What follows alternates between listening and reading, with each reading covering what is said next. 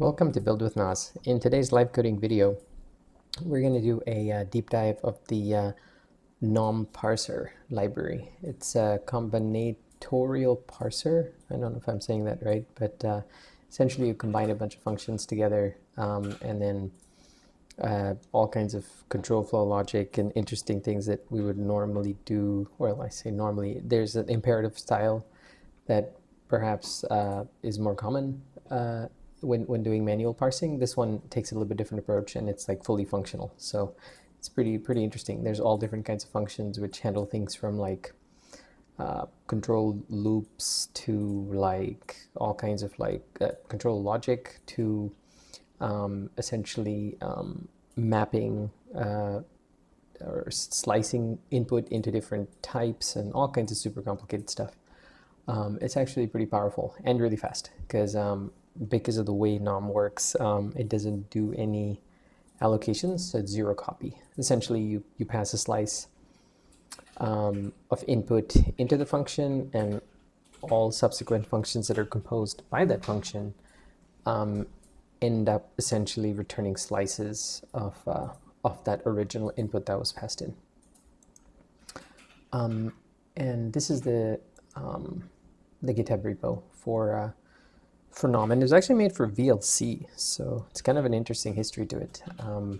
This particular video is going to be a little bit long because nom is a very powerful, very complicated thing, and I'm going to do a deep dive and walk you through many different examples. Like, we're going to start with something very simple, like taking an example of hex color code, something you would see in CSS, and just parse that hex color code, and then build up parsers from that point on to, like, doing things like diagnostics, like when a parser fails halfway through, how do you show like a stack trace of what went wrong, and then showcase different ways to use these different combinatorial functions. So if we look at, this is a really good Markdown file in the repo, and it actually walks through all the different functions that can be combined. It's actually pretty amazing. In some of the examples that we're going to see, I'll walk you through the sort of universal function signature that all of these combinatorial parsers actually implement. So it's like a trait, and they all implement the same trait by and large. And so yeah, it's kind of fascinating how all this actually works. Also for nom, there's streaming version of parser and a complete version of parser. We're going to be using complete version, and some of these functions work on character types and some work on bytes. We're going to use both. This actually is listed in the repo as well, somewhere in here. Where is it? Right there. The Nominomicon guide to using nom. This is a really good read. There's a lot going on in here. Like you can basically there's like some relatively simple functions to parse out things like white space, alphanumeric characters, and then there's more complicated stuff where you can do like an if statement. You can do combine a whole bunch of these things, and when you combine them, these functions can take other functions as arguments, which is pretty wild. So these are all higher order, not all, but a lot of them are higher order functions, so that's pretty cool. We'll see examples of that as well. And then you can also have all kinds of interesting return types that come from this, which makes it easy to parse things directly into Rust data types, which is pretty awesome. And then let's see, these are kind of while loops. So take while, take till, take until, and then many zero. These are like repeating parsers. We'll see examples of all of them actually, or not all of them, most of them. And then we'll also dive into error reporting, which is not really here, but yeah. And then there's also examples in the repo itself, which are actually pretty handy. If you look in the examples directory of the nom repo, there's a nice JSON RS file, which essentially is a JSON parser, which is pretty interesting to take a look at it. And even while you're taking a look at it, like just look in the implementation of like tag. How is the tag function implemented, or opt, or alt, or map?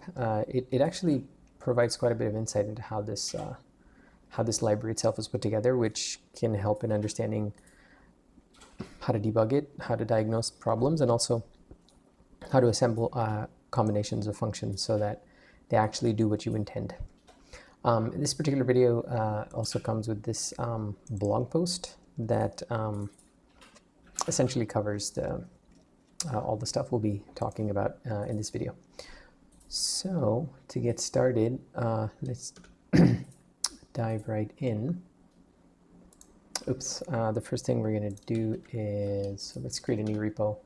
We'll just call it nom_parser, and then let's do cargo add nom. So, yep, there we go. That's the first thing that we need to do. Yep, there we go. And then, let's see. Now that we have the nom_parser, let us create, okay, let's see. We are going to make a new file. Let's call it, so the first example we're going to do is, we're going to take a simple string which can have a hex color code in it, and then figure out how to parse it. That's our simplest example. I actually have a repo where is it? It's in here, where a lot of these examples are listed. So you can actually take a look at that later on to get an idea of what some of these more complex examples are. And I'll provide links to all of these in the description of the video. So with that, let's get started. So the first thing we're going to do is create a file. We're going to call it, let's say, parser simple hex. And here we're just getting very basic, like, let's create a simple parser and see what happens. Let's see, parser simple hex. And let's, oh, where did it? Oh, yikes, I put the file in the wrong place. Let's see, parser, let's put it in source. That makes more sense. Okay. So let's see, we have parser simple hex, and then here, let's import some libraries. So basically let's do this.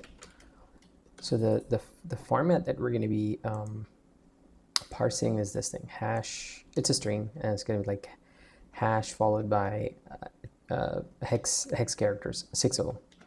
And here's an example of what red might look like. So in order to do that, let's first make the so we're gonna take a string and we're gonna turn it into a color, and let's define what this color looks like.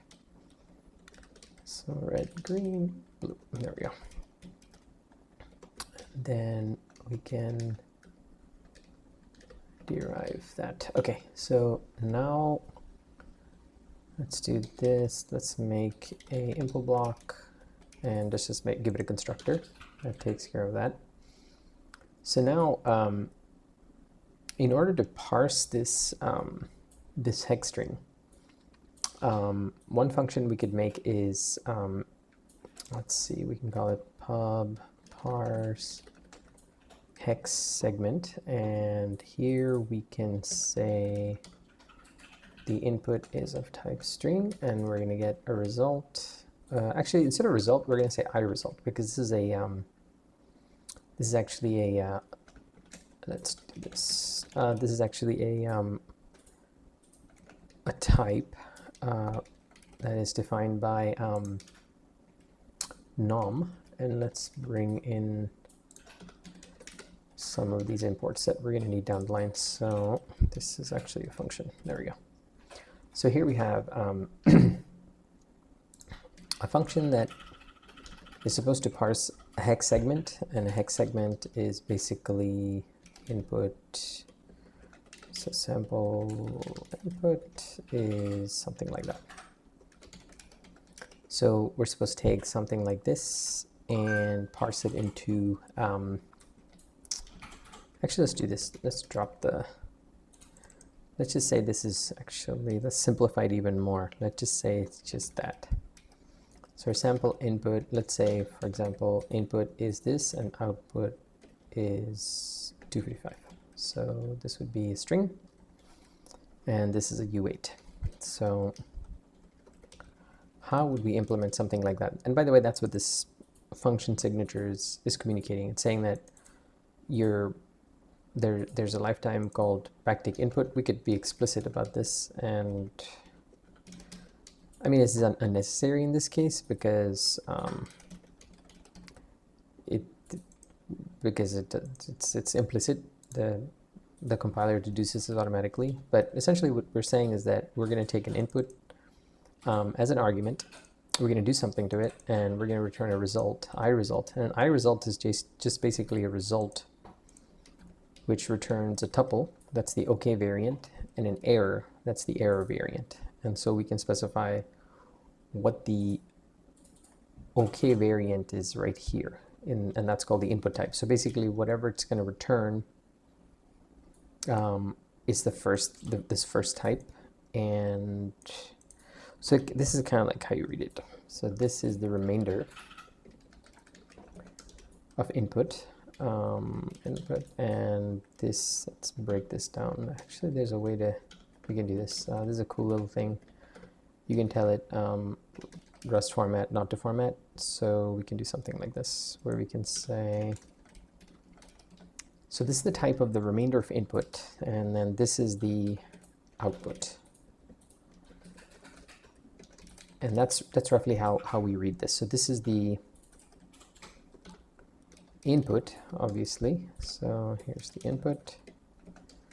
So the way nom works is that you give it an input, which in this case is a string with this lifetime, and it's going to try and parse it. If it parses it, then nom parses from left to right. So whatever input you give it, that slice, it's going to start at the index 0 and work its way to the right.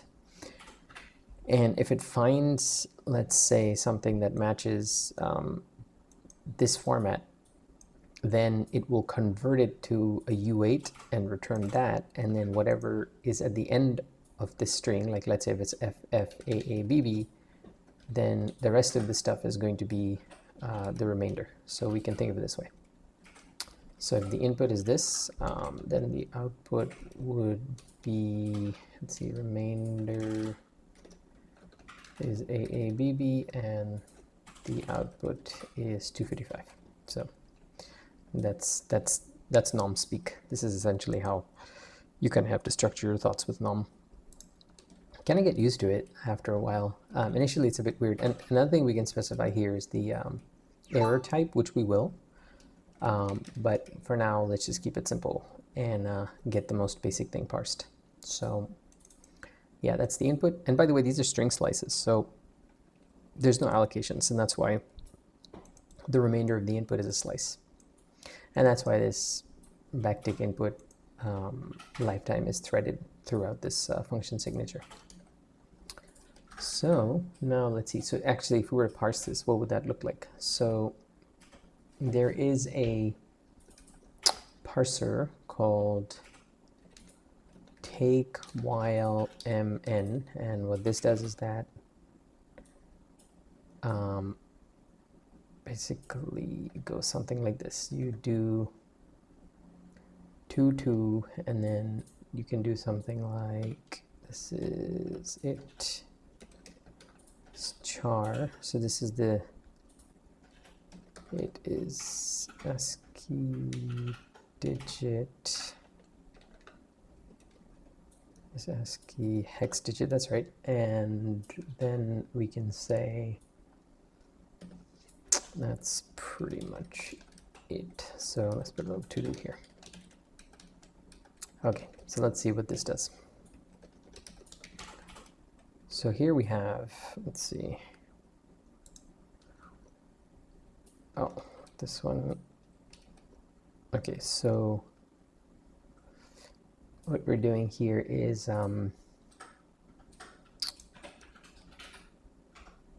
we are parsing the result, and this is actually going to be, so take while mn, you can think of it this way.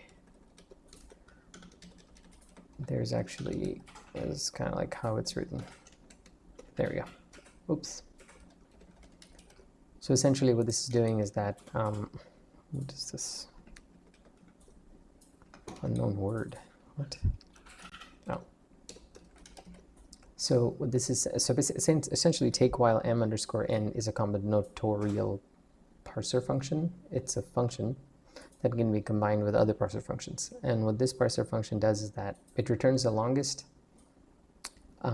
input slice that matches the predicate. And the predicate is this condition function that's passed in. So it goes something like take two characters.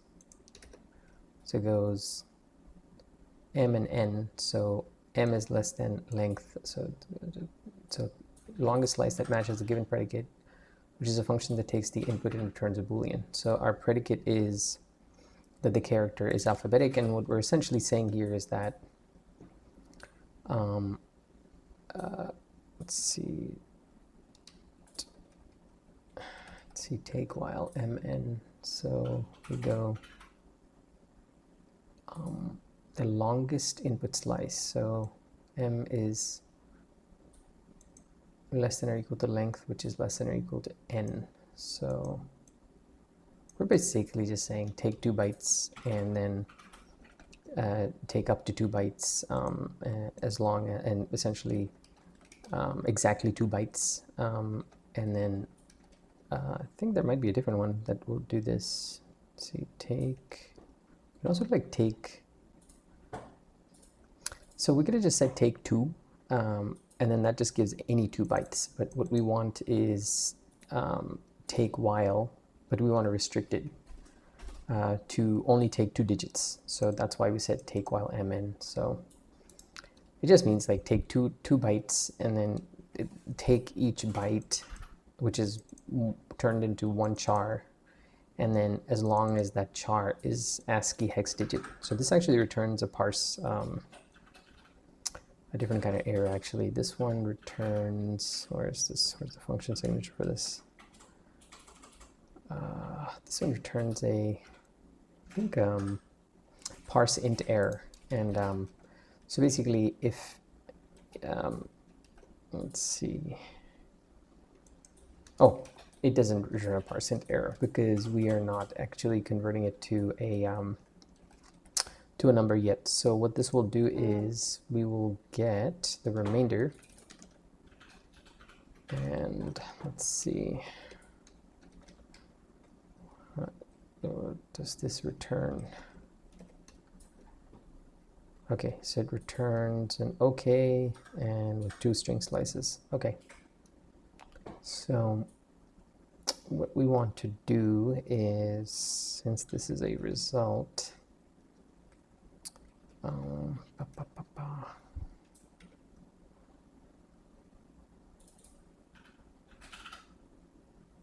I think it's complaining that it doesn't know what the types are, but that's okay. We're going to ignore that for now.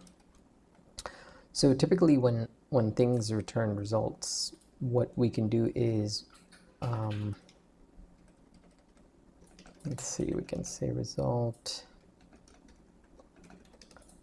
and this is going to be, let's see, a string slice, another string slice, hex digit,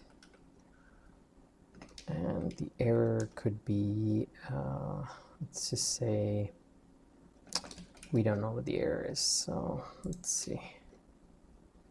Oh, I see. So these are nom errors that can be generated. Basically, it's saying that, actually, let's do this. And then, oh, we could have done it this way. Okay, and it's saying, okay, what is this error? And the error is actually, I'm getting ahead of myself, but this will be a different kind of error because this is getting, we're getting stuck on the generics here. So what I'm going to do is I'm going to simplify this a little bit, and I'm going to say we're going to take, we're going to call this function. We're going to match it against two characters where each character is a hex digit. So basically, if it isn't, then it'll error out. But if it's good, then what we want to do is we want to do this. We want to map res. This is a different function actually. So what we want to do is we want to take this and take the result output, and we want to basically parse it into a number. And that's what that does. So here, if we can, to get rid of these compiler warnings, we can just do this. So basically, it wasn't able to infer the types because we weren't returning. So essentially, if we do like this, and we say refactor, we can call it to a variable. We can call it, you know, it1, and then here we are essentially saying that it2, and finally we return it2. There you go. So that's that way we can see what the types are. So basically here, this is a function. So it1 is actually a, we can just call it our parser function. And what we're doing is, it is a high order function. So we're taking the map res, which itself is a function that takes another function as the first argument. And this is very common. And if you noticed, fn mute of type input, which returns the remainder. This is the output and the error. This is basically that function signature for all parsers. So this is one of the cool things with Nom, is that they have this sort of universal parser signature, and this is it. And so that's how they can all be combined and composed, and functions can take other functions as arguments. It's very functional. So here what we're doing is that we take while mn actually, if you look at the implementation of this, notice that it itself returns a function. So it's kind of, and here's a closure which gets returned. So that's that function that gets returned. This is a very common pattern with Nom. So what we're doing is that we define a parser function here. And this is basically, we can say hex parse 2 hex digits parser function. And then we take that and we apply it to map res, which essentially takes the, it runs this function, and if it's not an error, it takes the 2 digits that it got, which is here, it. So here we can say this is basically the output of this parse 2 hex digits parser function, and then it converts that into essentially a U8 using this U8 from string radix. So this function can actually return an error, which is of type parse int.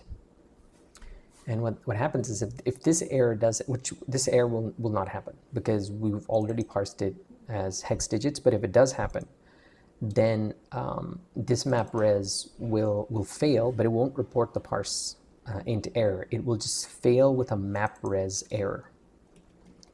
So basically map res, and we'll look at this when we dive into the error handling for Nom. It's a bit complicated, but yeah, this parse int error actually gets eaten, and so essentially this is an overly complicated way of writing what we intended. So this finally will give us, essentially this part. This is we can say result is parsed hex digits. There you go. And that is essentially the type of that is a result with the remainder. That's the first type, and then the second type is the output, which is U8, which comes from this function right here.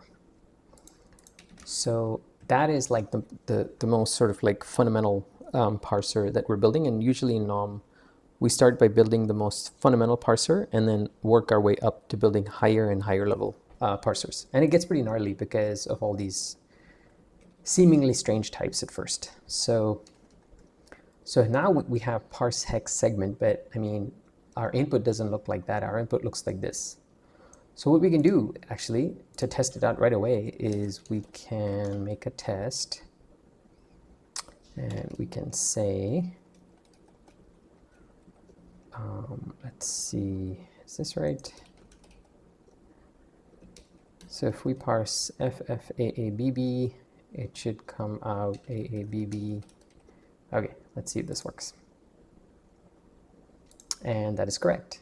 So essentially what happened here is that to test this function, what we did was we said, okay, go take, actually let me write this out so it's a little bit cleaner. Let's do this, refactor. Okay, that's not useful. We'll call this input. So we'll say let input is that. And so the string slide that, so we can say let remainder is this, and that's right. And actually, just to keep things short, I just call it rem because input in rem, and we can put remainder. Otherwise, it's just too much typing. The lines get really long. And then our expected output is actually 255. So here we can say output.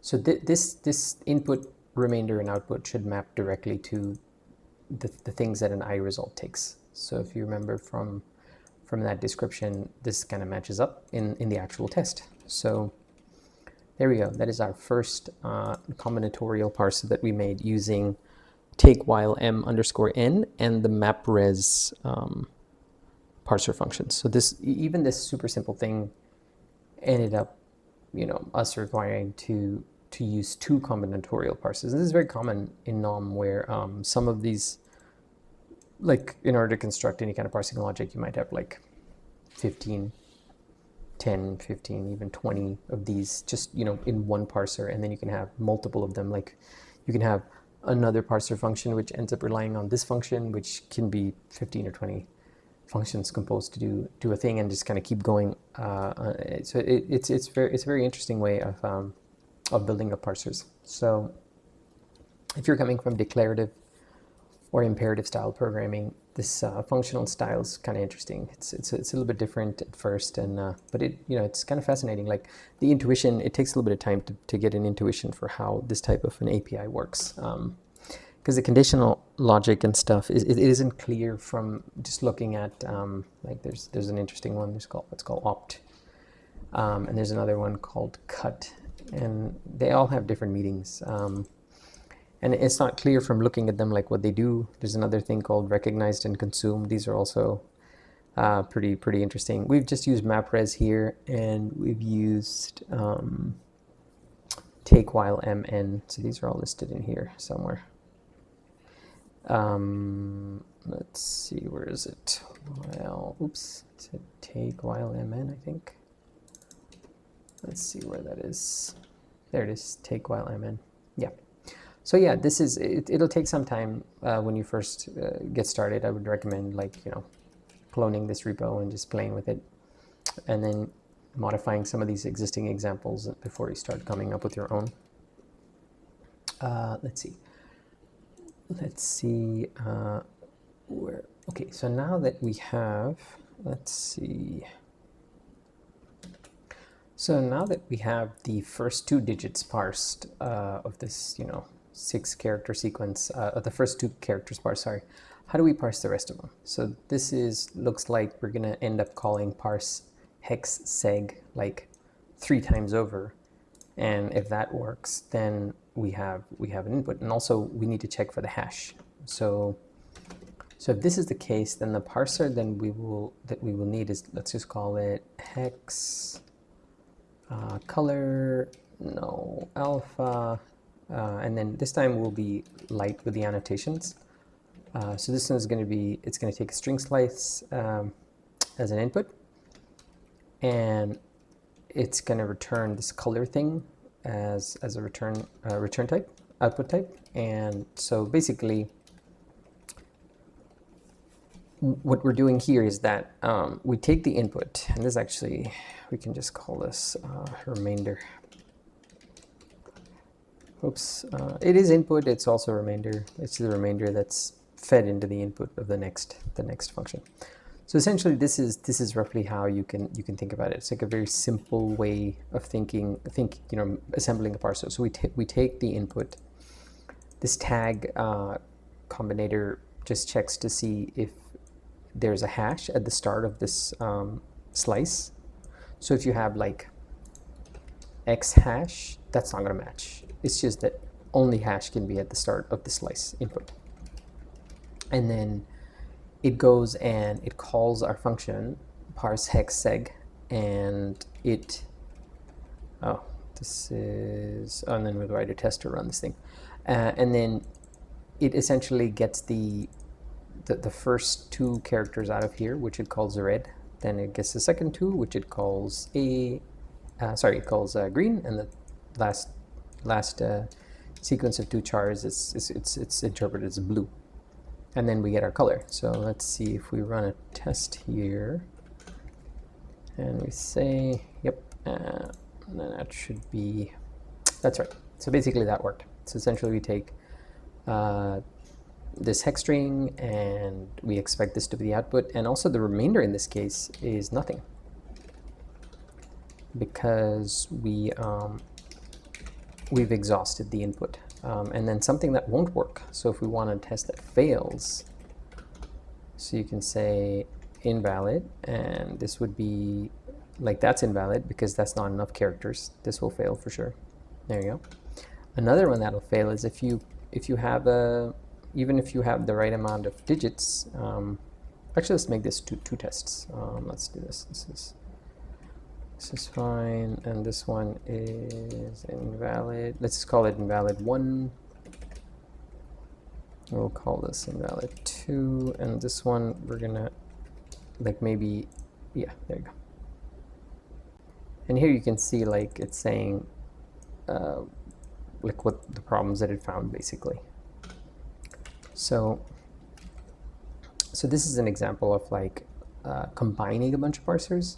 So now that we have this done, there's like a whole bunch of different ways in which we can express the same logic.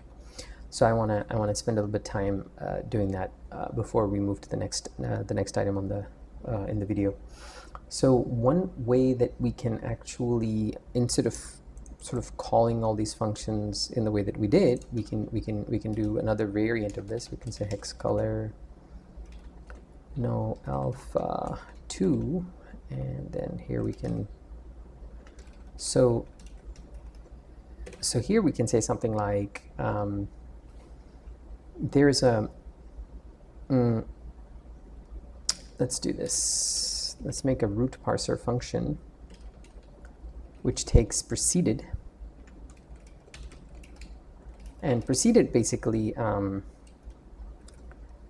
it's a function where it matches an object from the first parser and discards it, and then gets an object from the second parser. So the stuff from the first one is discarded, and the second one is actually kept. So what we're saying is that the input is going to be preceded by a tag, which is this hash, throw it away, and then keep the rest.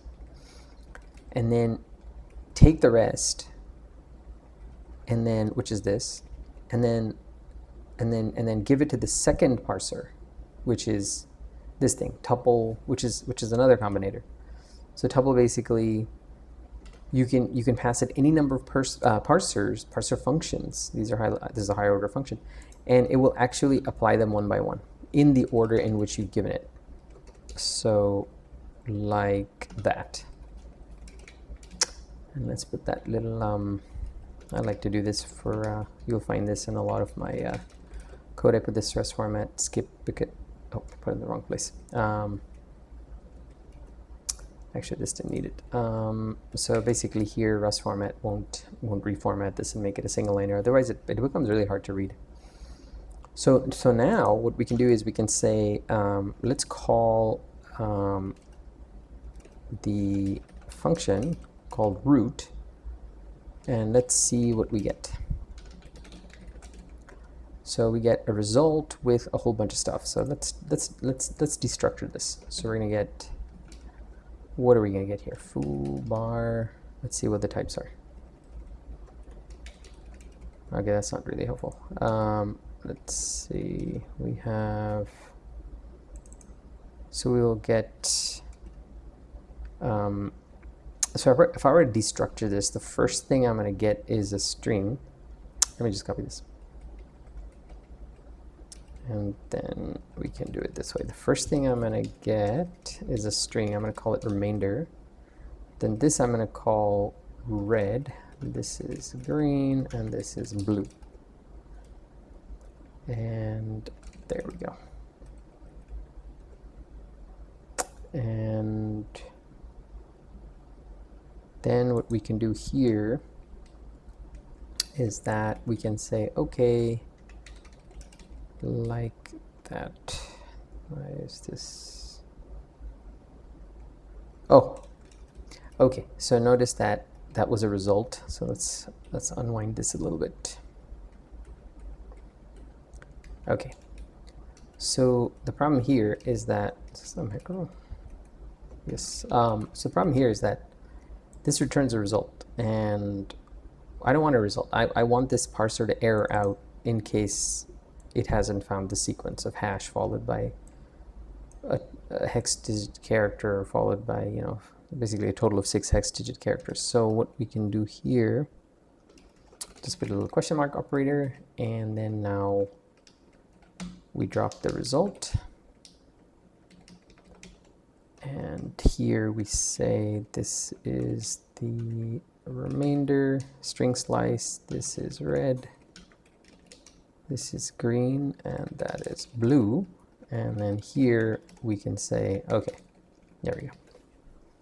So essentially this is, so we can run a little test for this. I can say, let's put this down here.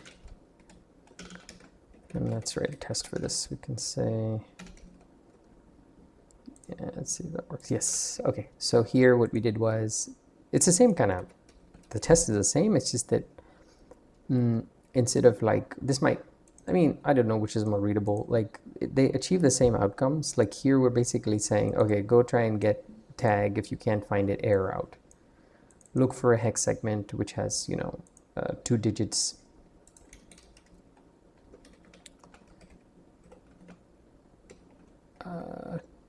Two character, whatever. So go get the 2-digit hex segment, and if you can't, then error out. So essentially, it's whenever it's asserting, it's trying to find this particular pattern, and if it can't, then it'll just error out, and it can error out at different points on its journey. It's pretty explicit to see here in the simpler way to write this function. In a more I guess combinatorial functional style, it would look like this, where we're saying that use the preceded function, apply this parser, discard the results of it. And keep in mind, this is a root parser function. This is a higher order function. This actually returns a function. So for folks who are used to functional programming, like, you know, this thing actually returns a function. And so we're then running that function with the input. And instead of doing this, like, it's also possible, like, there's another way to run these parsers. Instead of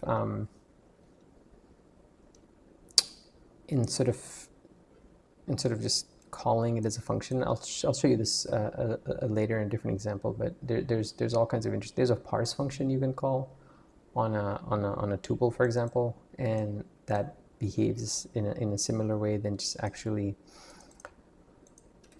calling tuple and then, or tuple, and then getting the return function from it, and then calling calling it. So I'll demonstrate this in a different example. It's like I don't want to put too much in this one, the first example. So one last variant I wanted to show is, let's see. By the way, one thing we've noticed already is that if I put something at the start of the sequence, it can't parse it. It errors out. But if I put something at the end of it, it works just no problem. So if I say, because it'll say, okay, that thing is a remainder. So if I say, you know, like this, 3 questions, then the remainder will be 3 questions. And that works just fine. So it's just saying, okay, I have parsed this into a color, and then I don't know what this is, so I just gave it to you as a remainder. You can do whatever you want with it. So that's what this is. Okay. So with that out of the way, let's look at this slightly more complicated way of doing this, where the map res that we used up there, where did it go? This thing. If we were to focus on just this line, these few lines, 53 to 56, like, what the heck are the types for these things? Like map res, what does it return? So under the hood, this is kind of interesting. So we can actually do this. Let's see. Let's make a completely different variant of the hex segment. This is parse2 hex segment, this function. Let's make a variant of this, which actually does not return an IResult. Because here's the thing. In this function, where whenever you call, so here we're actually creating a parser, this thing, map res, I'm sorry, we're creating the parser here, parser function, and then we give it to map res, and then we call map res right there. So this is calling the, because map res returns a function. So here we're basically, I mean, you can think of it this way. We can say this is let map res function, and then we can say map res function. I mean, it's kind of like that, where, I mean, it's ridiculously verbose, but so here we can see that map res actually returns a function. Then we actually use that function, we call it with the input slice, and then we get the result. So that's what's happening here. So if we were to like zoom in on this, like what does that look like? Like, so if we were to write a different version of this parse 2-digit hex segment, and we were just going to return this map res function, what would that look like? Just so we can get a handle on the types. And oops, that is so this is what it would look like. We would say 2, and then we would say, let me clean this up real quick, and here we would say like that. So I just wanted to add this in here just so we can see the parser trait itself, and also like what is happening under the hood. So in this is expanding this line. It's like map res fn. So it's like this returns a function. And if we were to kind of like turn this itself into a function, it would look like this. It would be like generate hex segment parser function. So this you know, we're not calling the function. We are actually returning a function. So if you look at this, it says this function returns another function, and that function implements the parser trait. And when we look at the parser trait has a parse function, and when you call the parse function, it returns an IResult. So we've been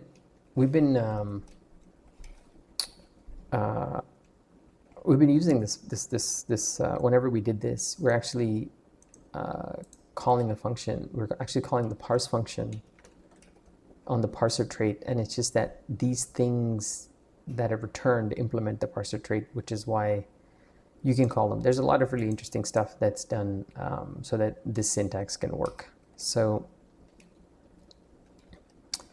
essentially, you can say like that. That's what I'm trying to say, is that you can either just call it, that's one variant, or you can just call the parse, because this thing, whatever this thing is, it actually implements the parser trait, and the parser trait has a parse function. And there's some code in here that takes tuples and stuff and all kinds of other things, and when you invoke it, it turns around and calls the parse function. It's very clever. I would recommend that you check it out to look at the type system here and how this kind of magic happens. But in practice, you can either just, in other words, you can do write the code like this, or you can write the code like that. Whatever's easier for you to understand. They do the same equivalent thing. So we can say following two lines are equivalent. Okay. So that's kind of like what I wanted to show with this. And with this genhexseg parser function, what this is saying is that when I call this function, it'll return a different function. And what we're saying is that, okay, this is the remainder, if you remember. So the way we read this is that, let's do this, skip, and let's break this out. So it's readability. So let's see, okay. So this is the remainder. This is the output.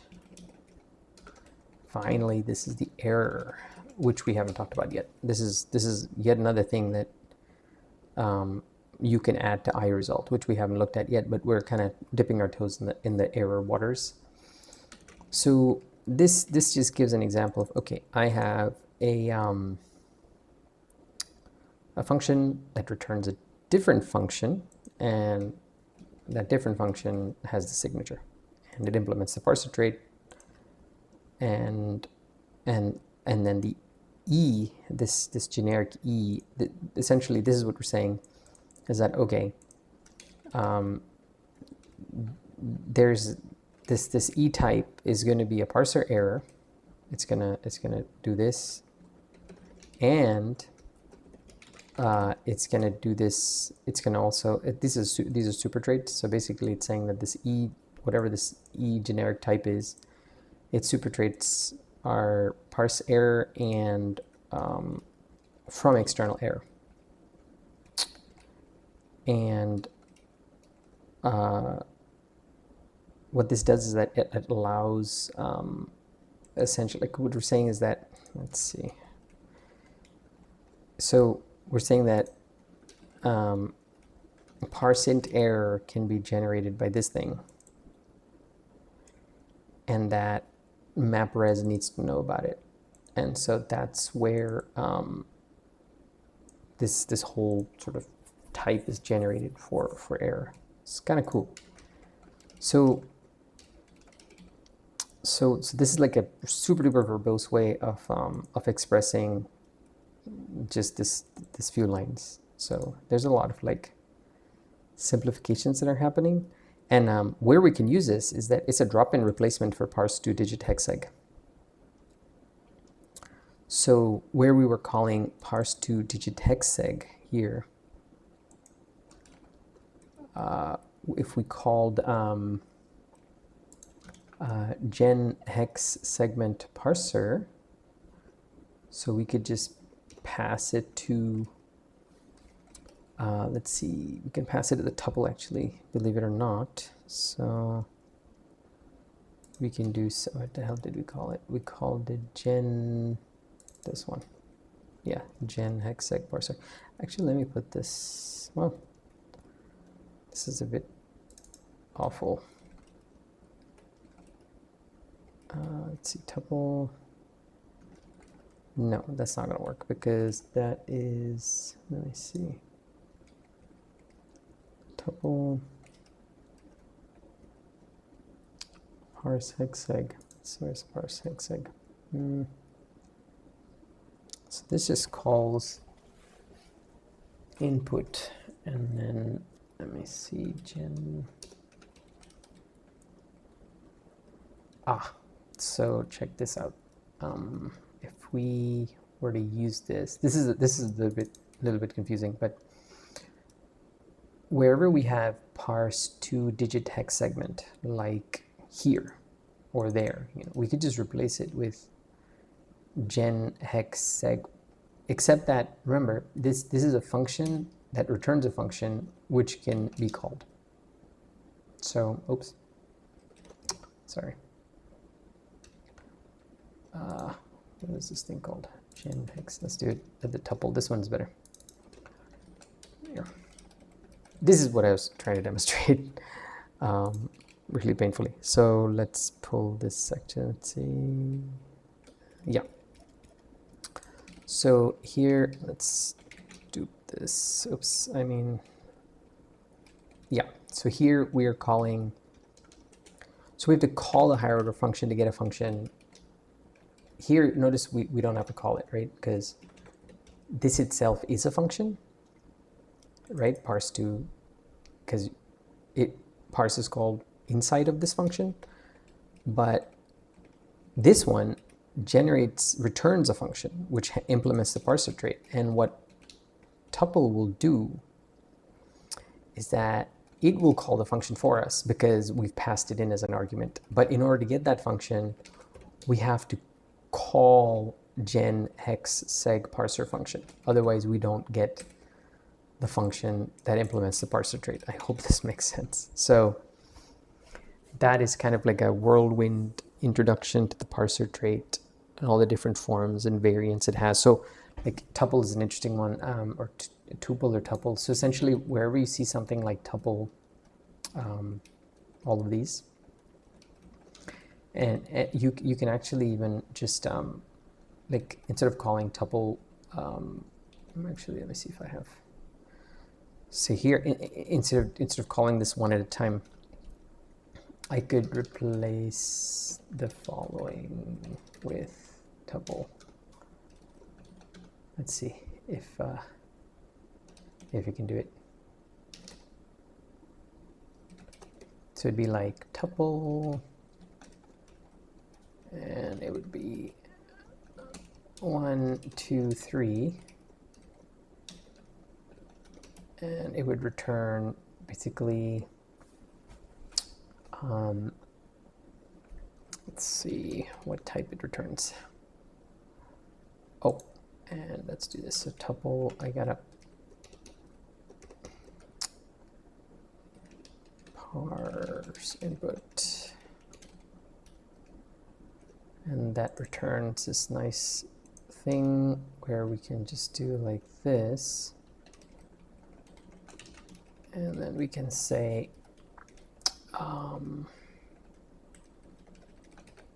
so this is going to be the remainder. This is going to be red, this is going to be green, and this is going to be blue. And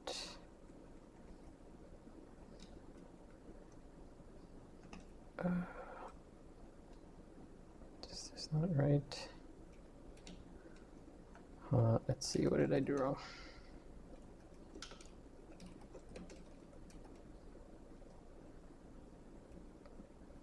Red, green, blue, tuple, 1, 2, and 3.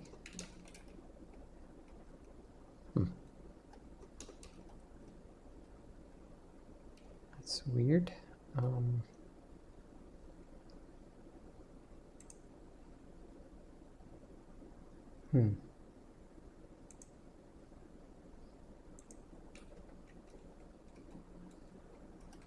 That's weird. So this is remainder, and then what else? That is red, green, and blue. Okay, I have no idea why the previous one wasn't working. Anyway, so we can do it like this. We can say tuple, and this replaces these 3 lines. We can do it this way. Or, yet another way, we could just do this. This is like 50,000 ways of doing the same thing. We can just do like this. Oops. Sorry, parse. Believe it or not, that works too. So, I mean, I still need the let. There we go. So, believe it or not, these are all equivalent. So, this one, and this one are all equivalent. And then if we want to drop the parse, we can just do like this. Oh, that doesn't work here because it's a tuple. Okay, that makes sense. But if it was, yeah, okay, that makes sense. Okay, so this is what I was trying to show, is that instead of calling tuple and then, let's see. So for tuple, I can drop this. That totally works. So I can say dot parse. So this is equivalent to like that. There you go. So we can do it like this, or we can just do like that. They both work. And let us do this. Tell rest formatter not to format this. So we can do this way, like that or like that. And there we go. So that works, and that works as well. Actually, I could just do this and then get rid of that. There we go. Okay, this is what I was trying to do. So essentially, we can call whatever this is directly, because it's a function that you can see that impl fn mute. This is basically a lambda that comes back, which we can call. We can invoke it, or we can call, because this thing also implements the parser trait, we can call the dot parse function on it. So whatever way you like, you know, do it that way. So there we go. Just wanted to get it in there. So these are all the different variants of what we can do. And I think with that, it is time to take a pause. And in the next section, the next examples, we will delve a little bit deeper into error handling and how we can do like a stack trace.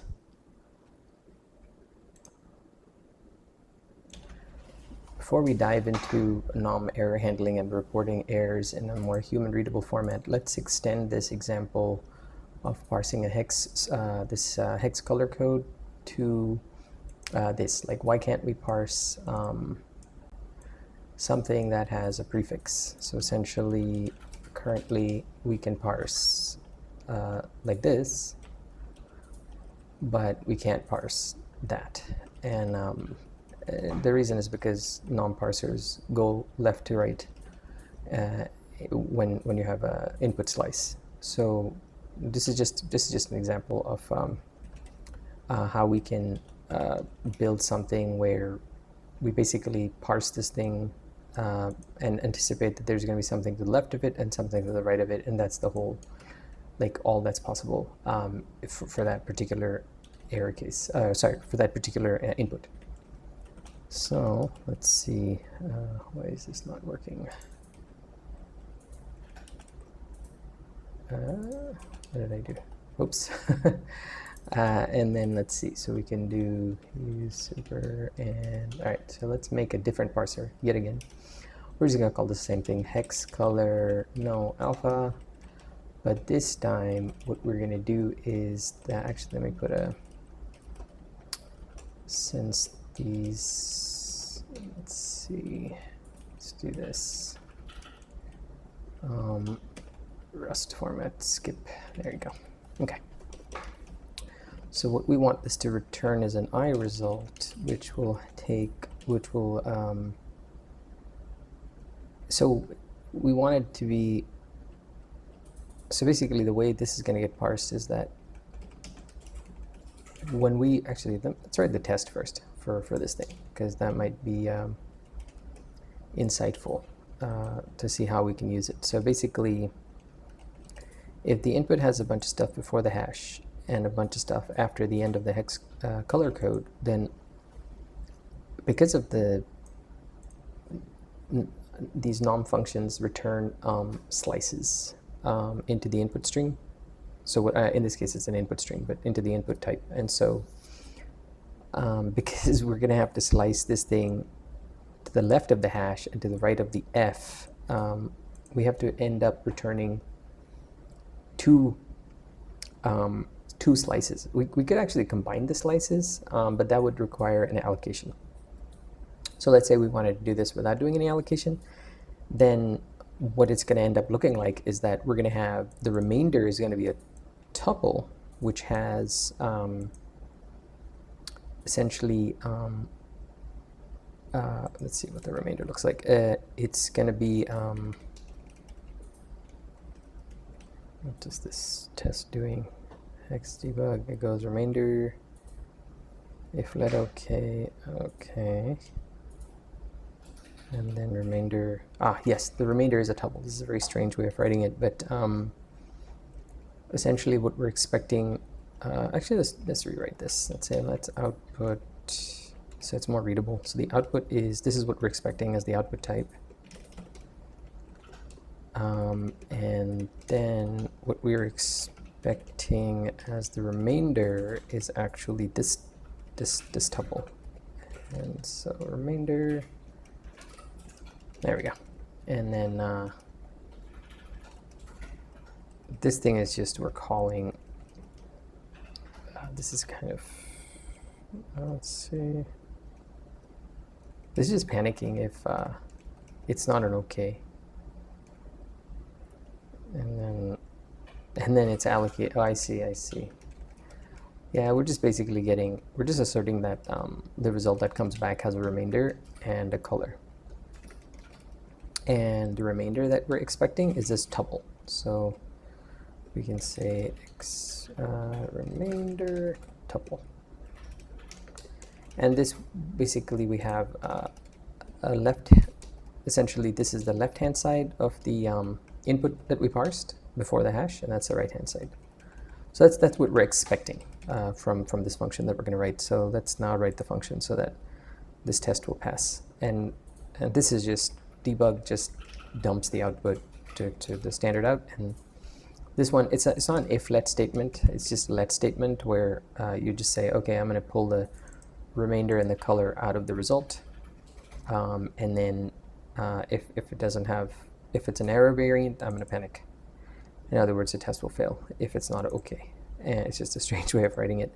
And then it just asserts that the remainder is what we expected, and the color that we got is the output that we expected given this input. And since when I hit save, it reformats it, I want this, so I'll disable Rust format. Should remember this, Rust format skip. There we go.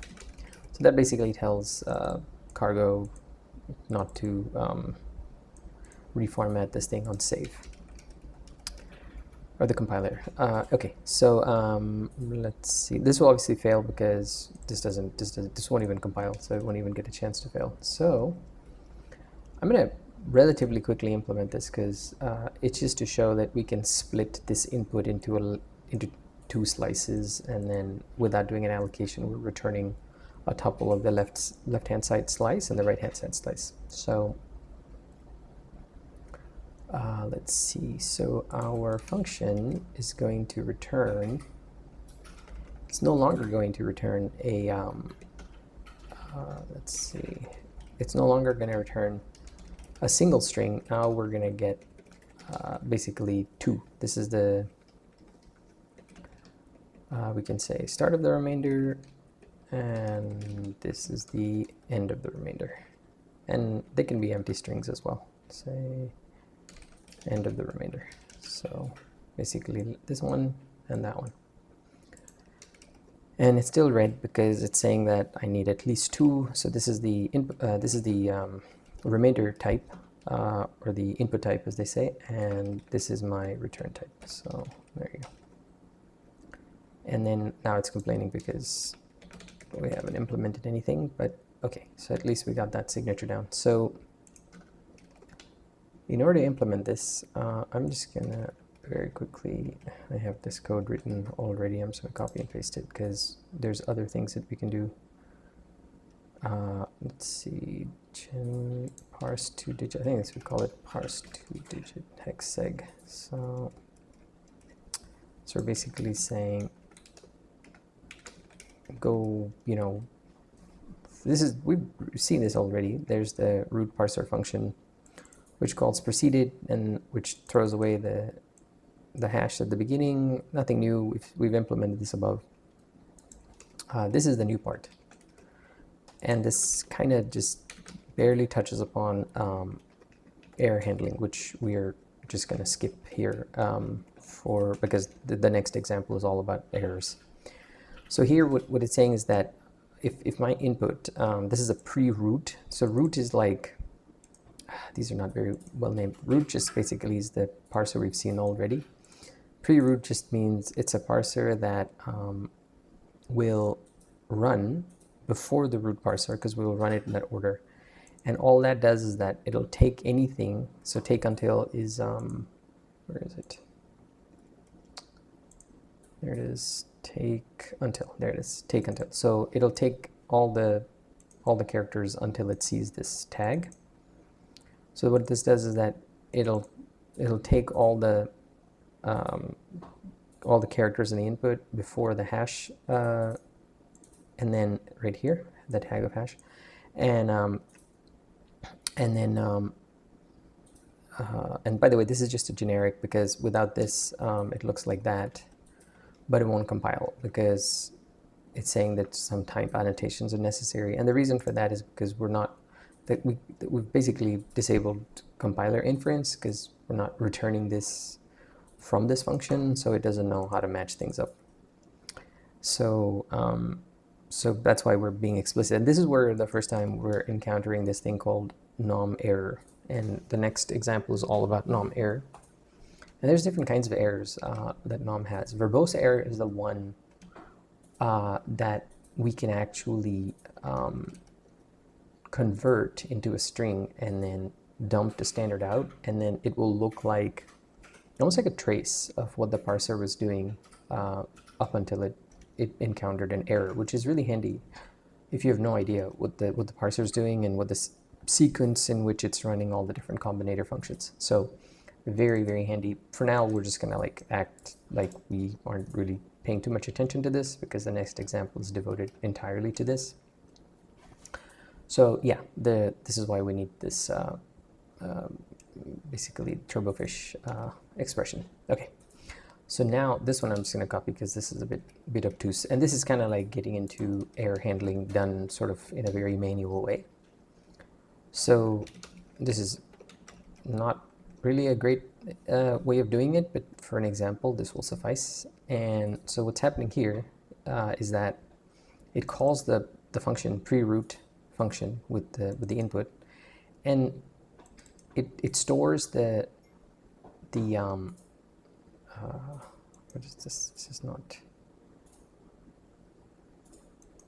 great.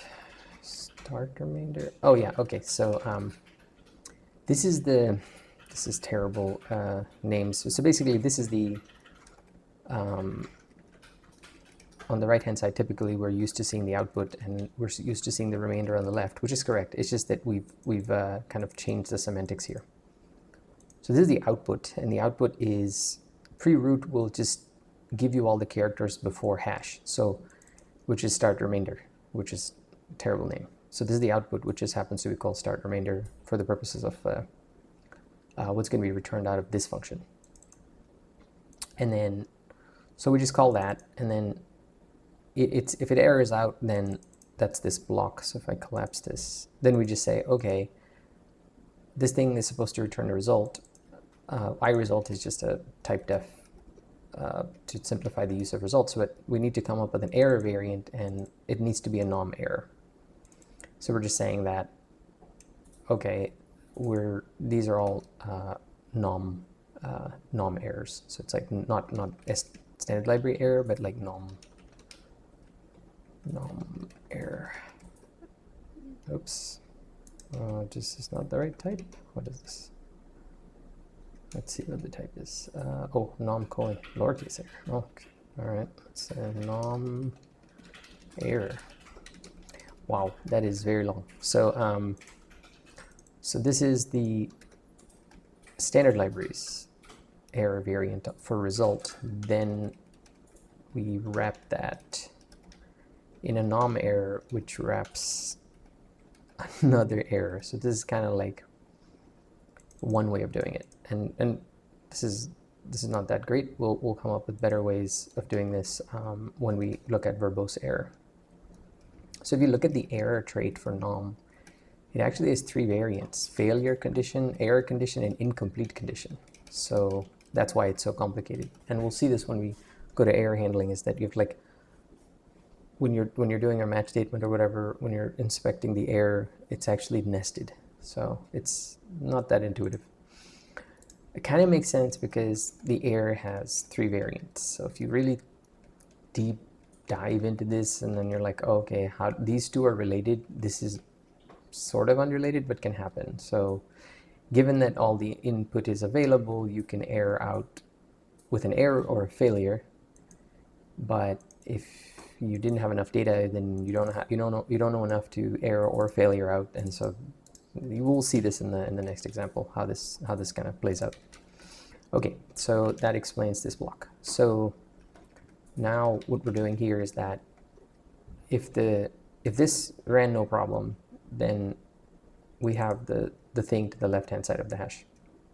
So we have the thing to the left hand side of the hash. So and then if actually using this as an example, we have this thing with all the strings to the left. So then once that runs, we take the input after the hash, so basically all of this stuff, and then we pass it to the root function, that parser, which does a regular parse. And then now it should seem exactly the same. So basically we're just parsing this much of the string, and it does exactly what it did before. The difference now is that we package the start remainder and the end remainder together in one result, and then send it back from this function. So that's another way of combining these parsers. So it's like it's really limited to your imagination how deeply you can nest this. And there's a very unintuitive way of nesting errors that you see here. It's like too many conditions. And in the next example, we'll see a much better way of handling these error cases. So this is just to answer the question, why can't we parse a hex code which has preceding characters and characters after the hex code. So if we run this test, it runs, and you can see this is what the output looks like. So which is what we expect. Basically, this is the left remainder, this is the right remainder, and then this is the color that got parsed from the middle. And like I was saying earlier, we could actually take the start remainder and the end remainder and join them into a string, but that would require an allocation. And that would, if we did that, then we would no longer return a string slice. We would just have a string here. That's another way of doing it. So that finishes the what we're going to do with this simple hex example. So the next one we're going to look at is all about error handling, which is we're going to do another version of this. It's just that this one will have more of an emphasis, basically rewriting the same parser again, but this time we're going to account for errors from the start. So, and the errors, we already had an insight, it's verbose error. So if we look at Let's see, verbose error. Can I wonder if I can open that in, just trying to open it directly in a browser. Let's see. Nope, that's not it. Create. Seriously, why is this so hard? Okay, let's do this. And then we can, oh, oops. Let's see, there we go. And then here we can do that. Okay. So that's in the nom create, verbose error. This error type accumulates errors and their positions when backtracking through a parse tree. And there's an example, this JSON.rs. It can be used to display user-friendly error messages. So that's the difference. There's two others. There's parse error and some other error that you'll see. Can't see it here, but and there's that JSON example that I think I had open somewhere. It's in here somewhere actually. Where is it? Oh, so this one. Yep, there it is. So this is if you look at the JSON.rs in here. This is from Nom. There's a whole bunch of stuff that they do to showcase how to use this, and essentially the TLDR is that you have to thread verbose error, this error type, throughout your functions so that they use them. So you don't get this for free. You have to make some changes to your code to get this functionality. And so now that we've built this error, this parser without the use of verbose error, I'm going to show you how to do it with the use of verbose error. But yeah, the only maybe downside, if you want to think of it that way, is you have to think about this up front. So that means, let's say you start writing a parser and then you're like, oh, it doesn't work. And then you go to thread verbose error through it. It can be, it's mechanical refactoring, but it's still somewhat painful. But if you had thought about it ahead of time, then it's not so painful. Just kind of like, I think, amortizing the cost of, as you're building the thing, rather than paying for it at the end when you might need it. So let's see, let's do, what do we call it? Parse hex with error handling this time. So the example is basically the same. It's just that we're going to do error handling. So let's open that. Okay, let's do this. Parse hex with error handling, and here we are. Okay, so let's just bring in some imports because this is just, we're going to need to do this anyway. So now I want to focus on like what has changed between the previous version of parse hex seg and this new version. And let's do this. Rust. Since we've already seen this code before, I'm going to like rewrite it from scratch as if we haven't seen this before, because this is exactly what we had in the previous example. The only change is right here. We have this thing. This is the remainder. As we know, this is the output type. Output, and this one is the new. We've seen this already in the previous example, right there somewhere. Where's the verbose example? I mean verbose error. Right there. But we didn't really know what was going on, like why. So now we'll because it doesn't really do anything, and I don't have to use verbose error. I can actually use other error types here. But here we're going to actually use this, and in order to make use of it, there's one more thing that you have to do. You have to use this thing called context, and they kind of work hand in hand. So, and I'll show you how to use context. You basically wrap whatever function you're going to be calling in a context call, and then you have to pass it a string, which provides some information that's going to be displayed to standard out when that thing fails. So that means we're not necessarily putting it here because we could actually, so, but we're not. I'm gonna show you how to use context a little bit better. So let's say we now make our root parser like we did before. So this root parser is going to be different. Let me copy this here. And again, I'm just typing this. We've seen this before, so there's no need to belabor this. Look at this sort of repeating pattern here. So here we have the remainder. Output, because of course it's a repeating pattern. This is exactly the parser trait. And so notice that this error type and this error type match. And so that's kind of important because what I'm saying is here is that the root parser, so this is the root parser function, it ends up calling, this is the tuple parser, but the tuple combinator, by the way. I just didn't put, like, I didn't do this because there's no need. You can just take the tuple and call parse on it because cleverly Nom has implemented the parse trait on tuples that go all the way up to 21 items in them.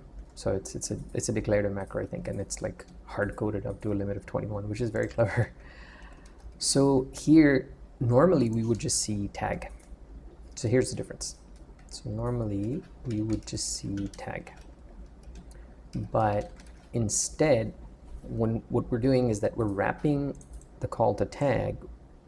We're passing tag, whatever this was, this expression. We're just passing it as a second argument to the context function. And what that will do is that when tag is called, it will associate this string with whatever happens to this function, which, by the way, itself is a closure. So this is a higher order function. So the tag function generates a function and returns it.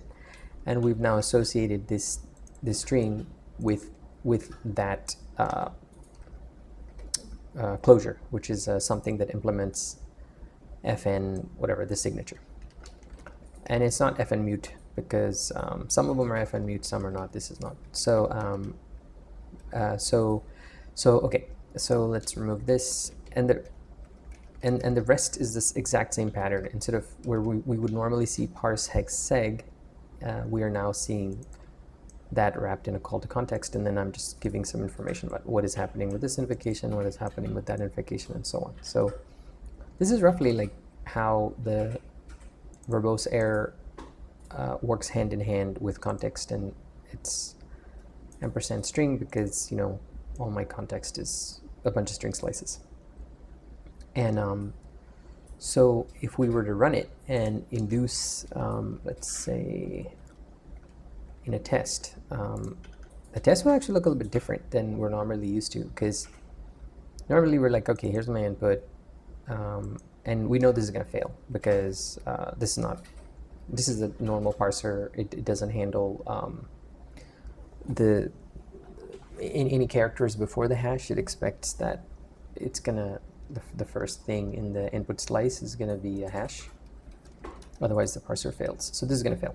It's gonna say, well, X, I wasn't expecting that. So this calls root, which turns around and calls tag, parse hex seg, but it's now annotating each of these with some context information. And this verbose error is now threaded all the way down to all the functions, at least that we've written, which end up getting called by root. So it's kind of handy.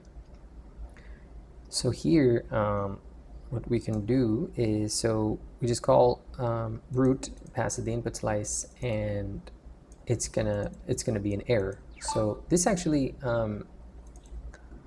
won't do anything. Like, you won't see the nice stack trace or whatever, or what the trace, this one, where is it? You won't see this.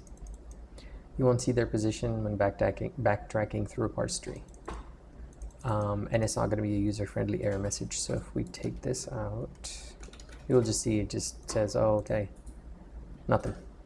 It goes error, error, verbose error, and something errors. There's a bunch of errors inside of this verbose error. There's a nom tag error for this input, and it goes for this input the same as this one. It goes, oh, the context was start of hex color. So it's kind of saying that it failed at the very start. So yeah, the context is, I mean, you'll see context information if you annotate your function calls with context when you dump the errors, but this isn't that readable or that friendly. It's like, okay, so what if we wanted, I guess we like pretty printed, but I don't think that's gonna, I don't know if that's necessarily any better. So what we want to do is, okay, I'm unpretty printed. So what we want to do is this. Given that we got a result, and we can match on that result, and we only care about two. Remember, I was saying that there's two different kinds of nom errors. There's the where is it? There's the error and failure variance and incomplete. Like, we don't really care about incomplete, so we just want to hone in on the ones that are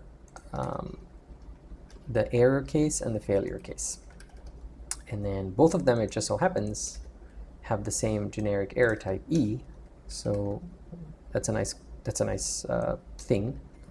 So what we do is that we say, okay, if this result is an error, and this is like a standard library error, and that matches either the nom error variant or the nom failure variant, then we want to get the contained error out of it, the inner error, and call it E.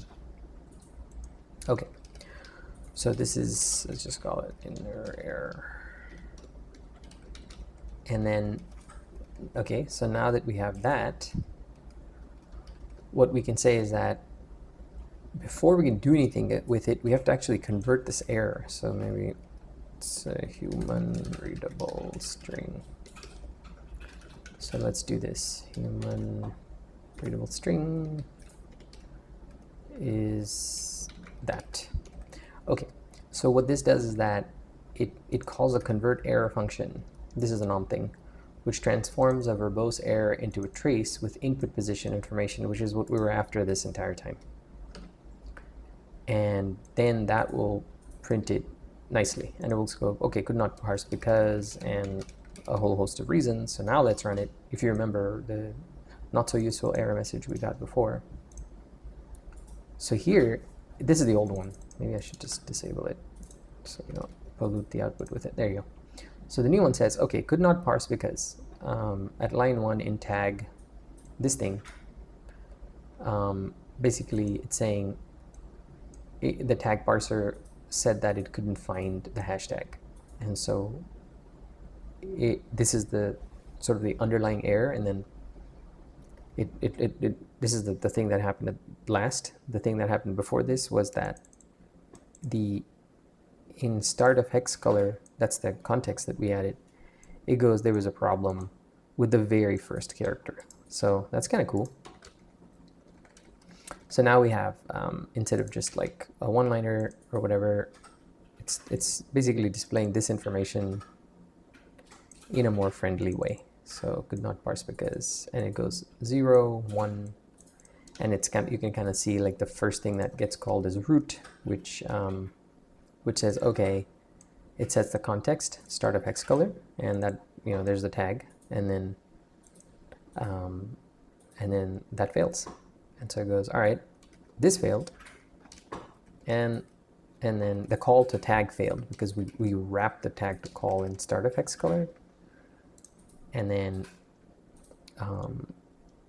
let's see, and then let's run it again. It goes, and then that's the one we put in, but this is actually tag. So tag. So when you call context actually returns a function.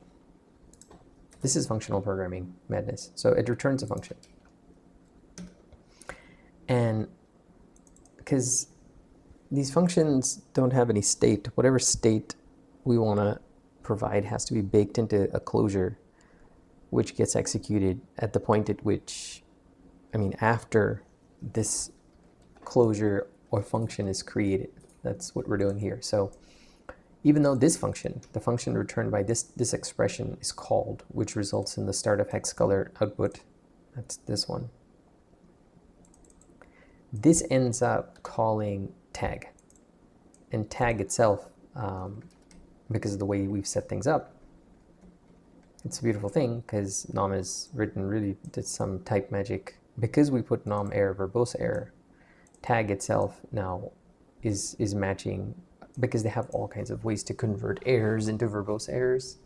It's pretty handy. Even external errors. So there's a thing called from external error. Kind of awesome. So whatever it is, at the end of the day, we're going to get a verbose error which has a string explaining what went wrong, and the tag function itself generates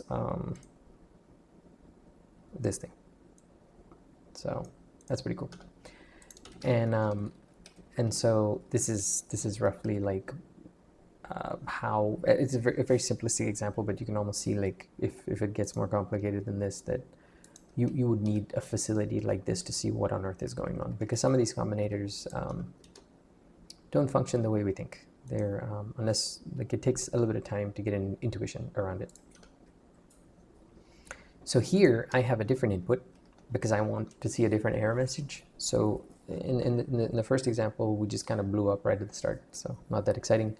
This one, we're like, we get the hash, then we get FF, that's not a problem, and then it blows up right here, this underscore, that's not valid. So same exact code, really. I mean, we could just literally copy this here. This block doesn't change, so you might even turn this into like a reusable function or something. So here, when I hit run, we're going to see different output. We're going to see, so remember, this is the one-liner, which is interesting. It gives a different error message, but that's the verbose error, the representation of verbose error, like that's the struct, and then this is the formatter, the convert error that converted into a string that's more readable. So it goes, could not parse because, okay, at line 1, this take while mn parser had a problem, and it goes, oh, we were in hex segment 2. This is useful. This parser failed, and it was called during our parsing of hex segment 2, which means hex segment 1 didn't have an issue. How cool is that? So now we can isolate that there's something in this line number 47, that's causing the problem for this particular input, which is amazing. And then let's see another example. So this one, let's see, does it even, oh, right, this is valid. So when things are valid, this obviously this match statement never gets run because you're not really matching the variant. And here we're just throwing away this is the case where the nom error, I like to call it nom error because this is also error. So the nom error, these names are a bit confusing. It's kind of like there's a nom caps error variant, which has an inner error, which is a verbose error, and then, but you can have the error variant, or you can have the failure variant. So if you just kind of zoom in on these two variants, those are like probably most of the common ones, and just kind of not really deal with this. So so yeah, this is what it looks like when there are no errors. It doesn't add any information at all. It's just exactly what we're seeing in the previous example. Yeah, so that's an example of how we can use verbose error and convert error to make more human readable output messages. And in the next example, what we're going to do is we're going to look at writing slightly more complicated parsers. We're going to do a CSS parser, and then followed by that, we're going to do a parser that does natural language parsing. I mean, nothing too sophisticated, but just to give an example of you know, all the different flavors. And then beyond that, there's this Markdown parser that that's production grade with lots of bugs I need to fix. But we can kind of, I'll show an example of a simplistic Markdown parser, and then kind of like show an example, but not in so much detail because that would take forever. And then give you links to where you can find the production one. In this next example, we're going to try and parse a slightly more sophisticated syntax. It's going to be a CSS styling that we're going to parse from a string and then turn into a foreground or a background color. So to kind of set this example up, let's create a new file. It's a good way to, I think it's good to see lots of these types of examples, because I think that a good way to learn nom is by example. And I think the Markdown one is, at least for text parsing, pretty intense. Let's see, parser simple. Okay, so here we have our simple parser. So here's what we want to do basically. So we have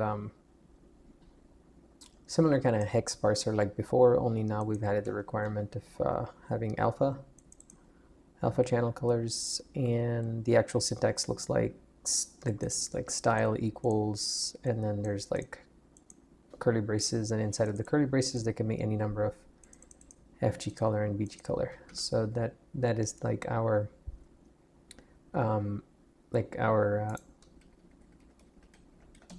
requirements. And then here's some imports. So essentially, before we begin, we can just do the easy there's some easy things we can do, which is define the output, like what will the output structs look like, because I mean that's just a simple one. So here we have output structs where we have an enum for the color kind. It could be foreground color or background color, and then we have, let's see, a thing that we can parse FG color and BG color enum into. It's just a from string implementation for this enum. And then we have the different color variants, you know, one with alpha, one without alpha, and then just like outlining the ones with alpha. It's just 3 U8s in one and 4 U8s in another. So there you go. That's our, nothing interesting there at all. That's just our kind of like boilerplate almost. And then this is interesting, where we will need to deal with verbose errors for nom, just kind of like having readable errors. So one thing I'm doing here is creating a type alias called VerboseError, because this is a lock to type, and just essentially saying that, okay, we're going to assume it's a string type, but if we could also do something like that, but I don't think, I mean, for this example, I think that's unnecessary. We can just leave it as a string. And then, because we're dealing with mostly just, not mostly, we're dealing exclusively with characters. So, because our CSS syntax is just text, plain text. And finally, we have that the parser code. So here we can do, let's see, let's just put in the parser code. This one is here. So this is the parse single hex segment. We've seen this in all the other examples before. And then this one just says, okay, if you have a no alpha, then it starts with a hash and then just 3 hex segments. And let's see, what is this complaining about? Color is, oh, should have, color is right here. Oh, there's 2 colors. Oh, I see. Guess we have to import this as well. Okay. All right. So these we actually defined it in this module here. Output structs. Okay, so that's essentially like nothing new. Just a just saying how to parse color no alpha and color with alpha. So this is kind of like the simple stuff. We've seen all of this before. So this one is so this is all kind of like variants of stuff we've seen before. Like the stuff that we can do now is new. And I will just copy and paste this because otherwise it will take forever to go through. And let us clean up the imports, and I'll walk you through this code in just a second. Let's output structs color, and that should sort all the, okay, so let's see what's going on here. So let me collapse all this. So VError is interesting because that's something new. These are all kind of seen them already. So here in this module, we're just loading, actually we're just defining functions that will actually be the root parser. So parse style is going to parse the string, and the input for it is just a string slice. And so here, let us see what this thing is doing. So we have, so again, because this is a parser, it has to have the signature. It takes in a string slice and it returns an IResult. And here we will see VError. And the IResult, as usual, this is the first chunk is always the remainder, or the remainder of the input. So the second one is the output. And this is the remainder of input, left to parse, and this one is the error. So here our error is just VError, which is just verbose error. And we could have done this, but I think this is just complicated because we could do like that. So I think we can just, wait, did that not work? VError, oh, no. VError string, there we go. Oops. So backtick input is hard-coded. This is not a, it's basically saying that it's a slice of t with this lifetime. So we could do it this way, or just remove the generics and just leave it the way it was. I think that's just unnecessarily confusing. There we go. And then we can do, let's see, actually, I guess we could, why not? Let's just do y. Okay, now that I've seen it that way, I kind of like it, so we can just do it this way. There we go. And then this one also, we need to say VError string, because there's a couple other places I think. Oh boy, so all these things now have to be VError string. Maybe I should have just left it the way it was. Let's fix these. String.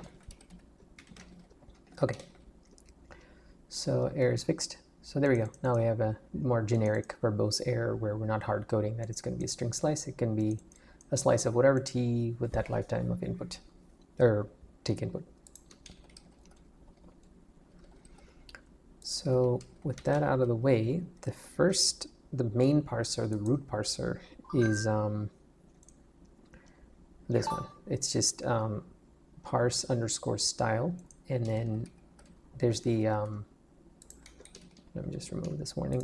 So there's the types that this parser returns, and then let me just remove all these squigglies, and then I'll walk through all the different parsers that it actually employs. There's actually some interesting stuff in here that's worth taking a deeper look into. So, okay, let me just collapse all this so we can focus on the first parser. Okay, so this input is going to be a string slice, which looks like this. It starts with a style, followed by some white space, then there's an equal, followed by white space, curly brace, white space, then a tag, bg color with colon, and then the actual hash, something, And that can be of the form the RGB and RGBA. So that's what this is. And then FG color is the same thing, and then it gets all terminated with a closing brace. So it's a bit sophisticated compared to our previous examples. But the thought process and what we need to do to implement this parser is the same. We just have to like start with the same principle, which is we have parsers that do the most atomic parse operations first. So that's why we got this hex segment parser with and without alpha out of the way first. So we have a parser for this, and we have a parser for that. Now we just have to assemble them into higher level parsers, if you want to think about it that way. But this is actually a very common pattern in Nom. Like this shows up everywhere. So what we're going to do is that, given the string slice, the first thing we need to get from it is that it has to begin with style. And we're assuming that it's going to be not spaces, just style. Because if we had spaces, we could do a multi-space. So we could do like this optional multi-space 0, and then now this will be able to handle that. But we don't want that. We're just keeping it simple. So here, the first thing we're doing is, okay, we're looking for a tag. Tag is pretty cool. Check out the implementation of tag. And there's also like tag no case, which is also pretty cool. If you really want to get into the guts of like how those errors work and the parser traits and stuff like that into the next level of detail, I recommend checking out tag and tag no case, because you'll see all these other interesting traits that that Nom defines, which is really cool actually. Like where did it go? Like input take, compare, input length. It's very cool.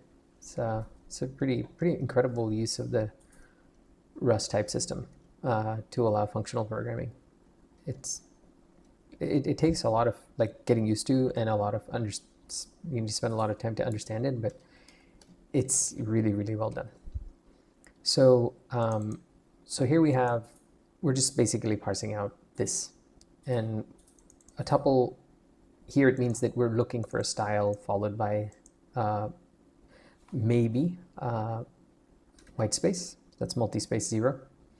Recognizes 0 or more spaces, tabs, whatever. So 0 or more white space, followed by and the reason this is not char is because, you know, that's actually, oh, that could have just been char. I don't know why. That's weird. That should just be char. Let's see, char. Let's, okay, so we have, we're like looking for this sequence, starting with a tag, followed by optional white space, followed by equal, gets us this far, followed by optional white space, followed by the tag of open curly brace, and followed by optional white space. So basically we've parsed out this much.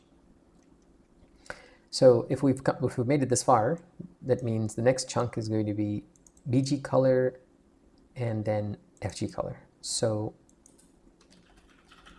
what we do here is that we're there's something called parse color key value, which is a different parser. We're gonna look at that in a minute, which under the hood we'll call the hex segment parsers.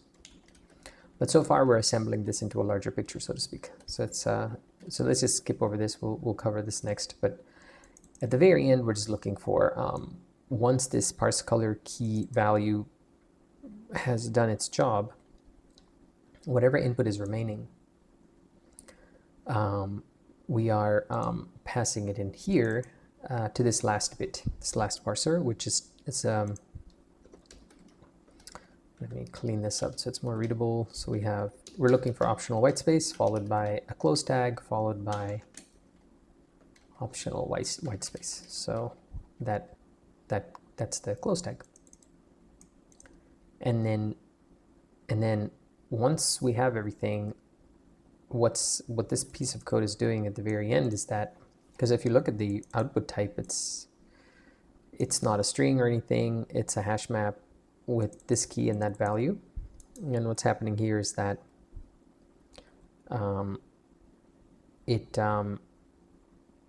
let's see, output. So it basically takes the, and we'll look at this next, which is the parse color key value. This thing actually returns a tuple of color kind and color. That's the key and the value. And because we give it a many actually returns a vec of the output type, which is pretty handy. So it's an accumulator.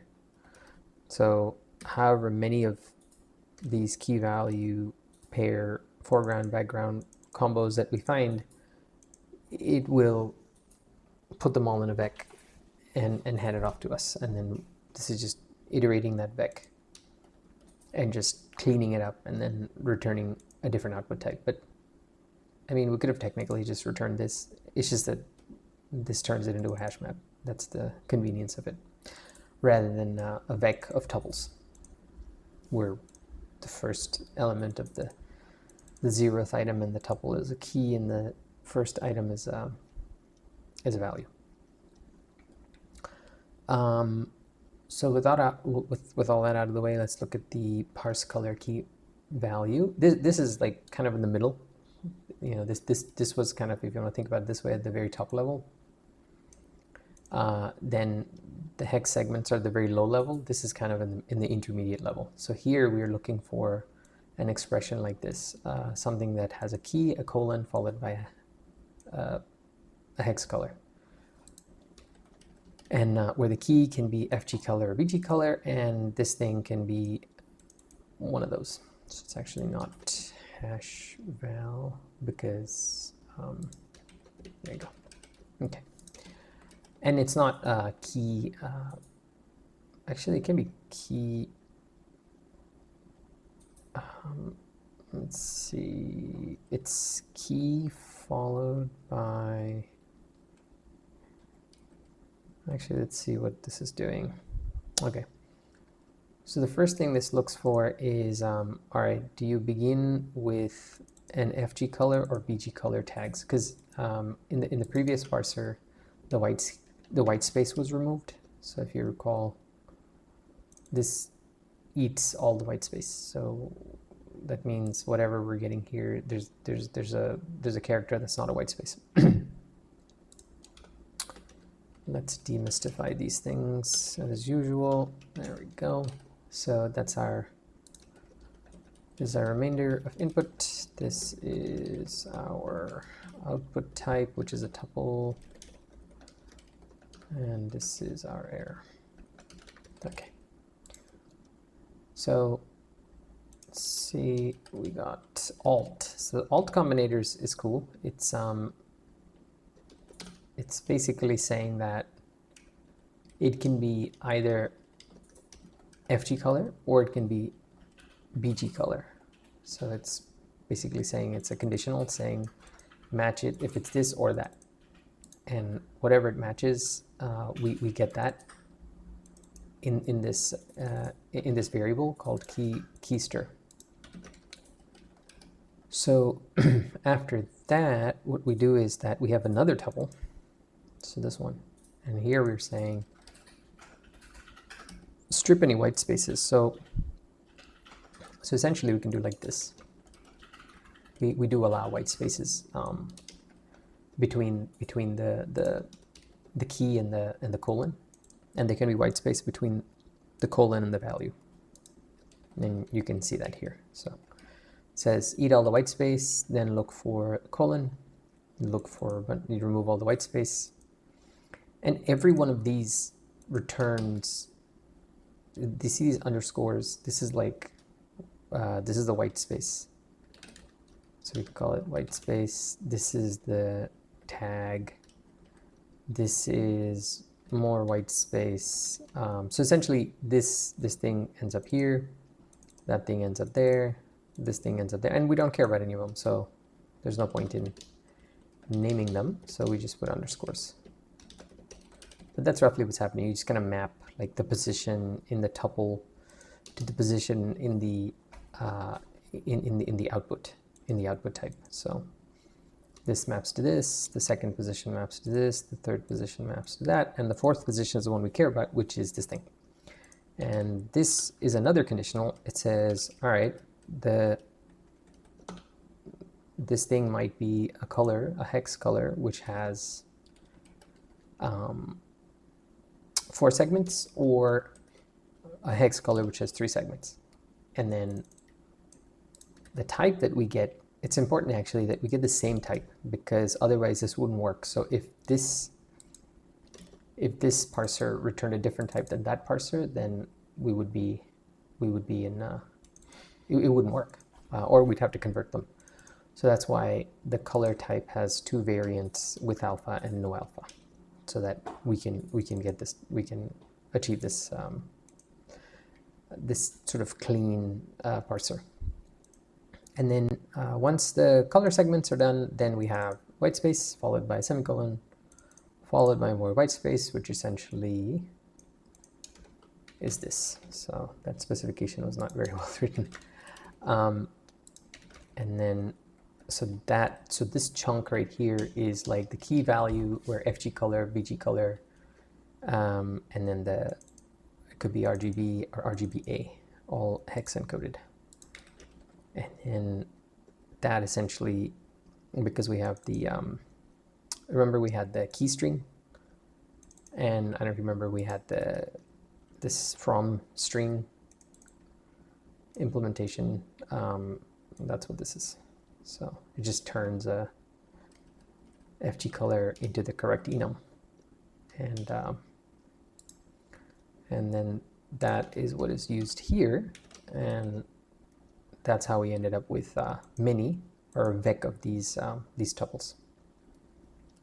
So yeah, it's pretty straightforward. It's like that initial, I think, getting this sort of working when you have like really low level parsers, that's hard. But once you have all the combinators built, like to actually get it running is, I mean, relatively straightforward.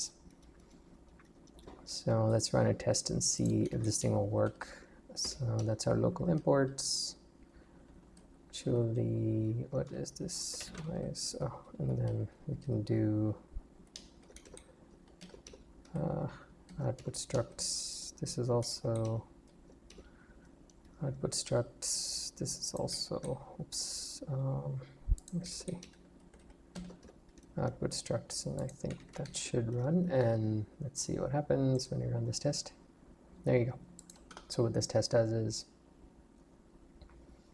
it parses the string FG color colon, and then 1, 2, 3 segment.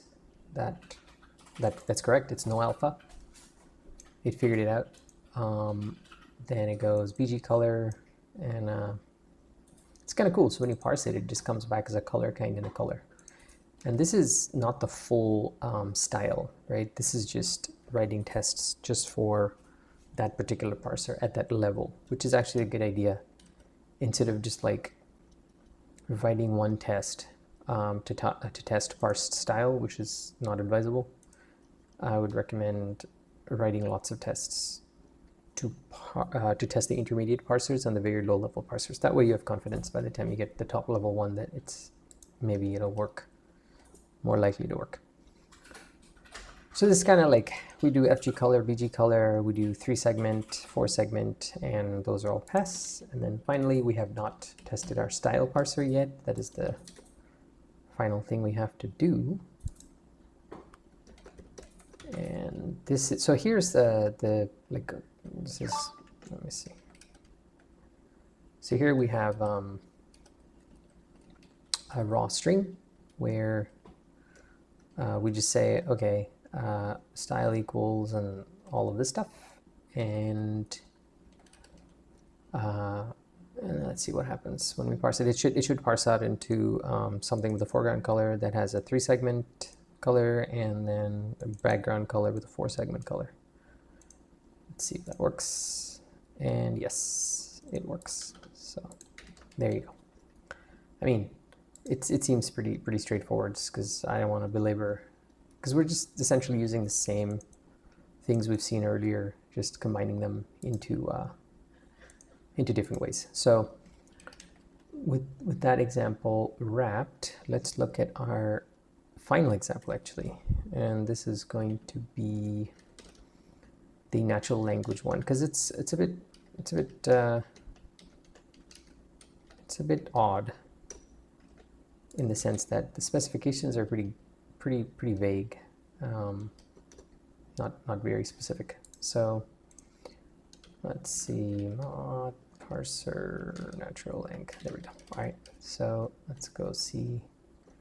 Here is the specification. So we have, let me write this down real quick and get a bunch of imports, because that is just boilerplate stuff.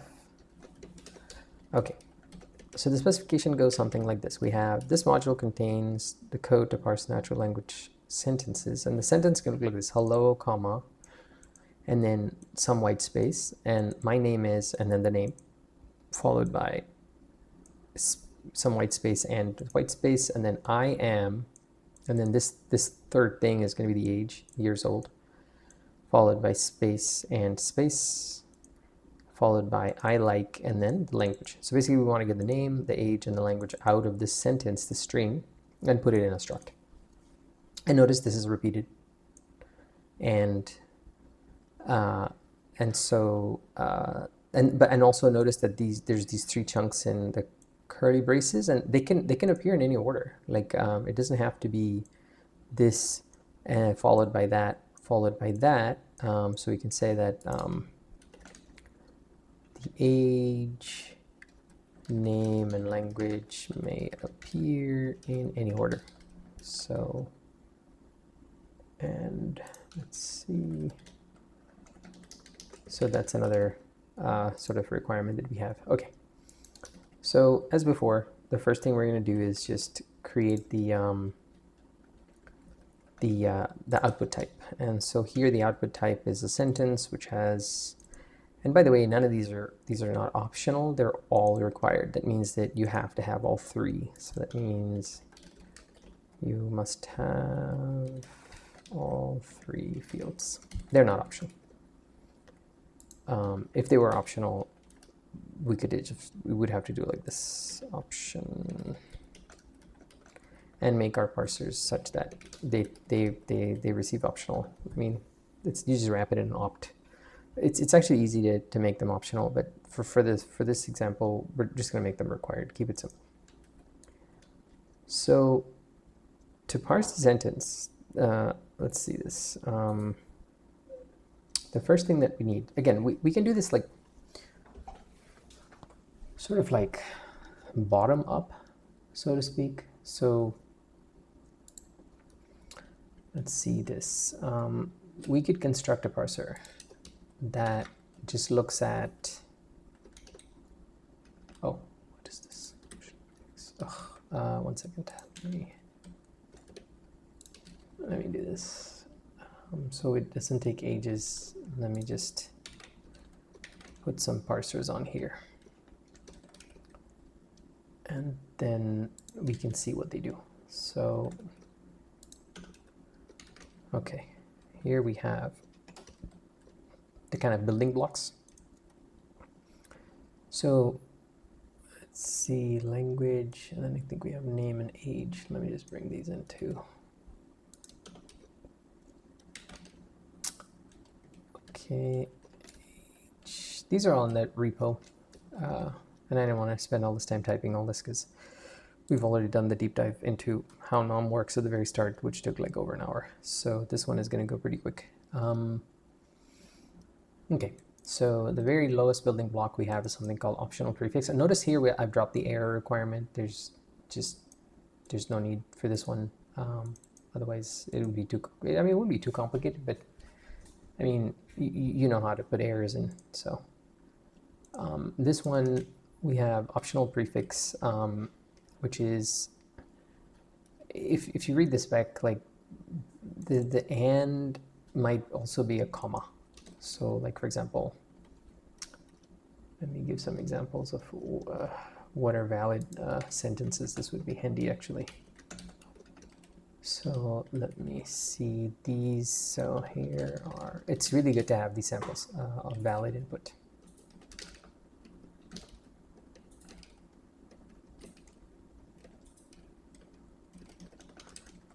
And we have here, like, what the heck? That's weird. Okay, so we have here, hello, my name is something, and then you can, instead of the and, you can also have a comma. And you can also have like a white space with a comma. This is all valid, with or without white space. So the way we kind of parse this is we have this thing called optional prefix, which is just, it's really just remove the optional and or comma. I had originally named it optional and comma, and just it was just too long. So what it does is that it just looks for white space, removes it, then it looks for, and this is kind of interesting, optionally, and then alt. This is fascinating. So it looks for either and or comma. That means if something is in here, it has to be an and or a comma. But if there's nothing there, then the whole chunk is optional. So optional has to wrap alt. If you flip these or do other combinations, it doesn't work. So this is one of those weird things in Nom where at least my intuition doesn't quite map to how it works. So it's good to like test these kinds of expressions sooner rather than later, so you kind of get a sense for whether it's going to work or not. Because this is, I could read it both ways. Like I can read it like something like, let's see, is this right? No. I can say that, okay, optionally, oops, yikes, what am I doing? There we go. So I can say like optionally, optional means that this may or may not exist. So that's why this thing we're throwing away, it's an option type. So it may be none. So maybe we don't have any and or comma. But if we do have an and, or if we do have something, it has to be either an and or a comma. So that's what this describes, followed by a white space, which is again thrown away. So this just basically removes the and or comma separators, which show up in as a way to kind of connect this chunk with that chunk with that chunk. So that's kind of like what this connector is. And I don't know if optional prefix makes sense. Let's just call it an optional connector. Connector phrase. I don't know if any of this is good names, but let's go with that. Optional connector phrase. Okay. So finally, we use optional connector phrase in parsing out the language. So the language goes something like this. Grab the optional connector phrase, remove it, then look for a tuple. So look for I like, after followed by some white space, and whatever is after that, it's alphanumeric. And that alphanumeric thing, grab it, and that's going to be the language. And then return the language with the remainder of the input. That's what this is.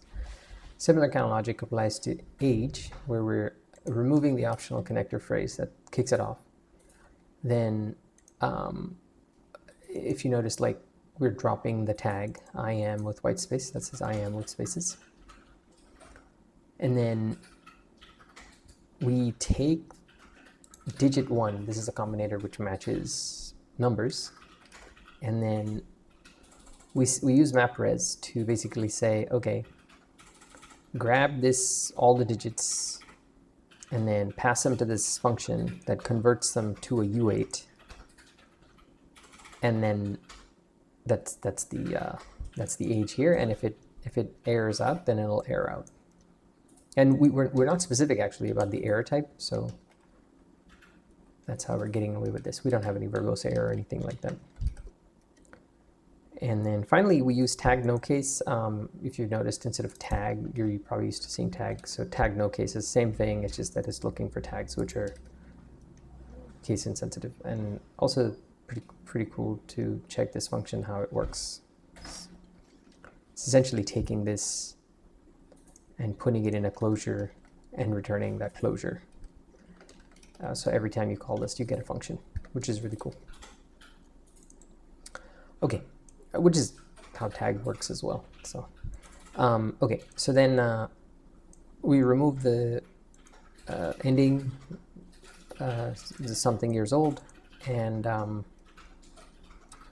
then we end up with and by no means is this like, you know, super great parser. It's just kind of giving a sense of how to use these different combinations of these things. Finally, we have name, similar kind of thing. Remove the connector phrase at the start, look for white space followed by my name is, then whatever that thing is the name, and then return that. So now for the final piece, which is the root parser. So how do we put all this together into the root parser? And this is how. So the root parser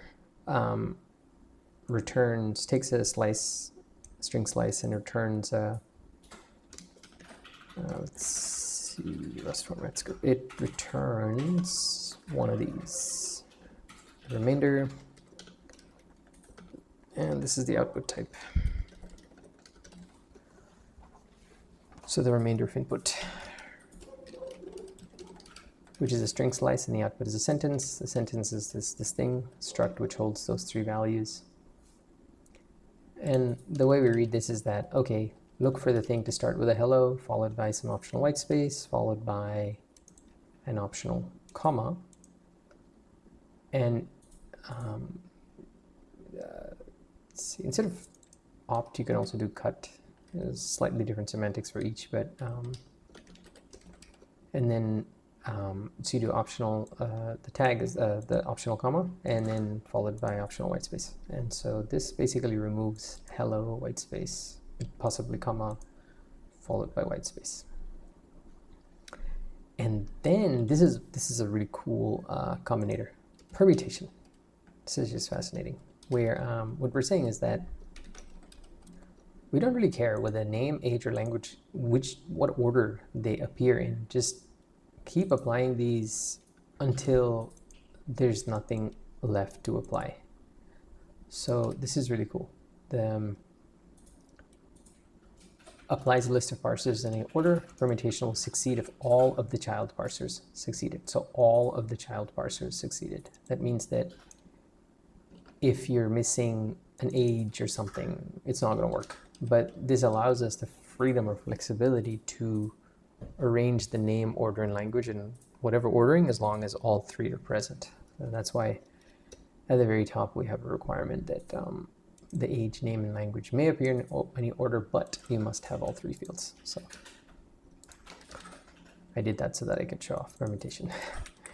And then, so finally we just return the remainder in the sentence. And then if we run a test of this, let's see this, and it should just, oops, parse sentence. No, that's not right. We have root, I think, in this example. Yeah. Here, if we run it, this is actually how it parses it. So, hello, my name is Tommaso. I am 32 years old, and I like Rust. And then the sentence that comes out is Tommaso, 32 in Rust, and so on.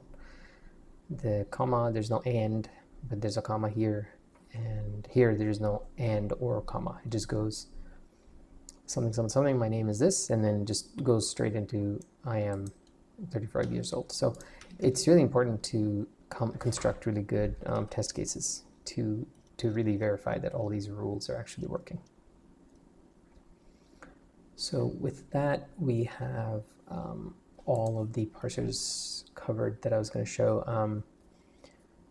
Beyond this, there's actually a simplistic Markdown parser. I'm going to walk through really quick. We're not going to do a live coding for that, just kind of show you what that looks like, and also provide links to the actual production parser in Rebel 2e.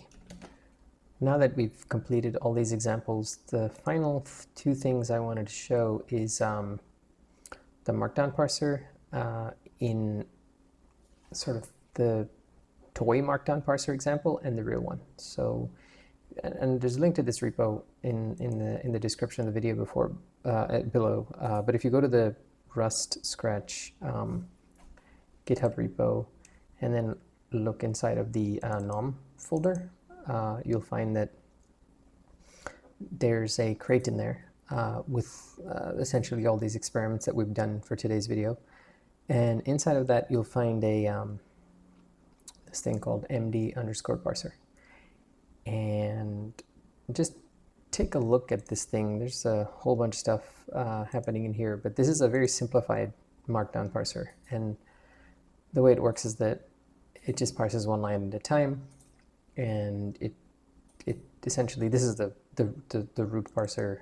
This is basically the very top level, highest level parser, not the lowest level. It has like something like many 0, so and then it goes alt, so which means that like each of these parsers end up any number of times, and it can be like a title, a tag, a heading, and the way it works is that it just maps like a title parser to something called block title. So it's really cool. It's a really nice way of sort of using the Rust type system to make complicated parsers. So if you look at some of the blocks, so for example, there's like block title. Here you can see there's such a thing called the block, and it has a title, and then that's how that maps to it. And there's a parser for this. So there's like, let's see, simple block, and here we can find something like parse heading and like what that looks like. So parse heading tag, and then these are the tests. So if we look at parse heading tag, like it goes grab the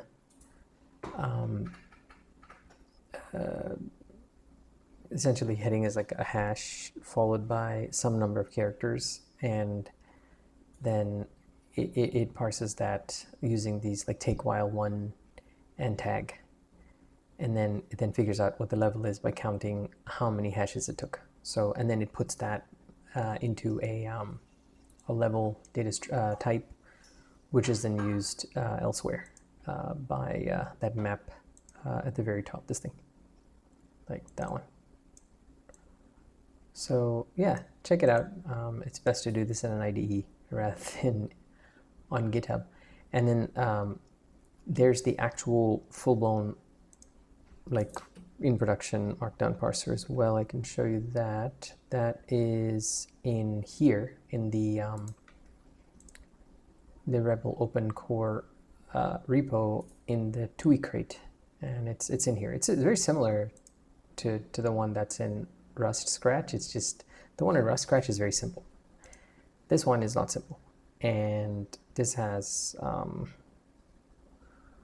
lot of complicated stuff going on in here, and lots of bugs too that I need to fix. But if anyone in the audience is really interested in Markdown parsing and extending this parser, let me know. I'm open to any help I can get on this project. So this is the very similar, but it's different because it has like a whole lot more complicated things like tags and authors and all other kinds of metadata. And then it has like this part is the same, but then like the way it does lists is different because it's not naive. It doesn't just consider one line of input at a time when it's trying to match what a smart list is. So things get pretty complicated pretty quickly in here. So, and I'm still finding bugs that I'm having to fix. So yeah, so that wraps up this video. If you like the style of this video, please give a thumbs up and subscribe to the channel so you get notified when new content gets added. And also, if you haven't yet, check out developerlife.com. This is the video channel for the website, and there's a blog post that's about to come out. Where is it? For this one, actually, the nom. Actually, it's already out, but I'm updating it with all the content that was added for this particular video. So I'll put a link to this in the description below as well, and you can also subscribe directly to Developer Life, and then you'll get basically our mailing. You'll be on our mailing list, so we'll let you know when new content gets added, because I tend to publish video and blog post content simultaneously. Thanks again for watching. Hope you got a good sense for how to work with Nom, and yeah, I'll see you in the next one.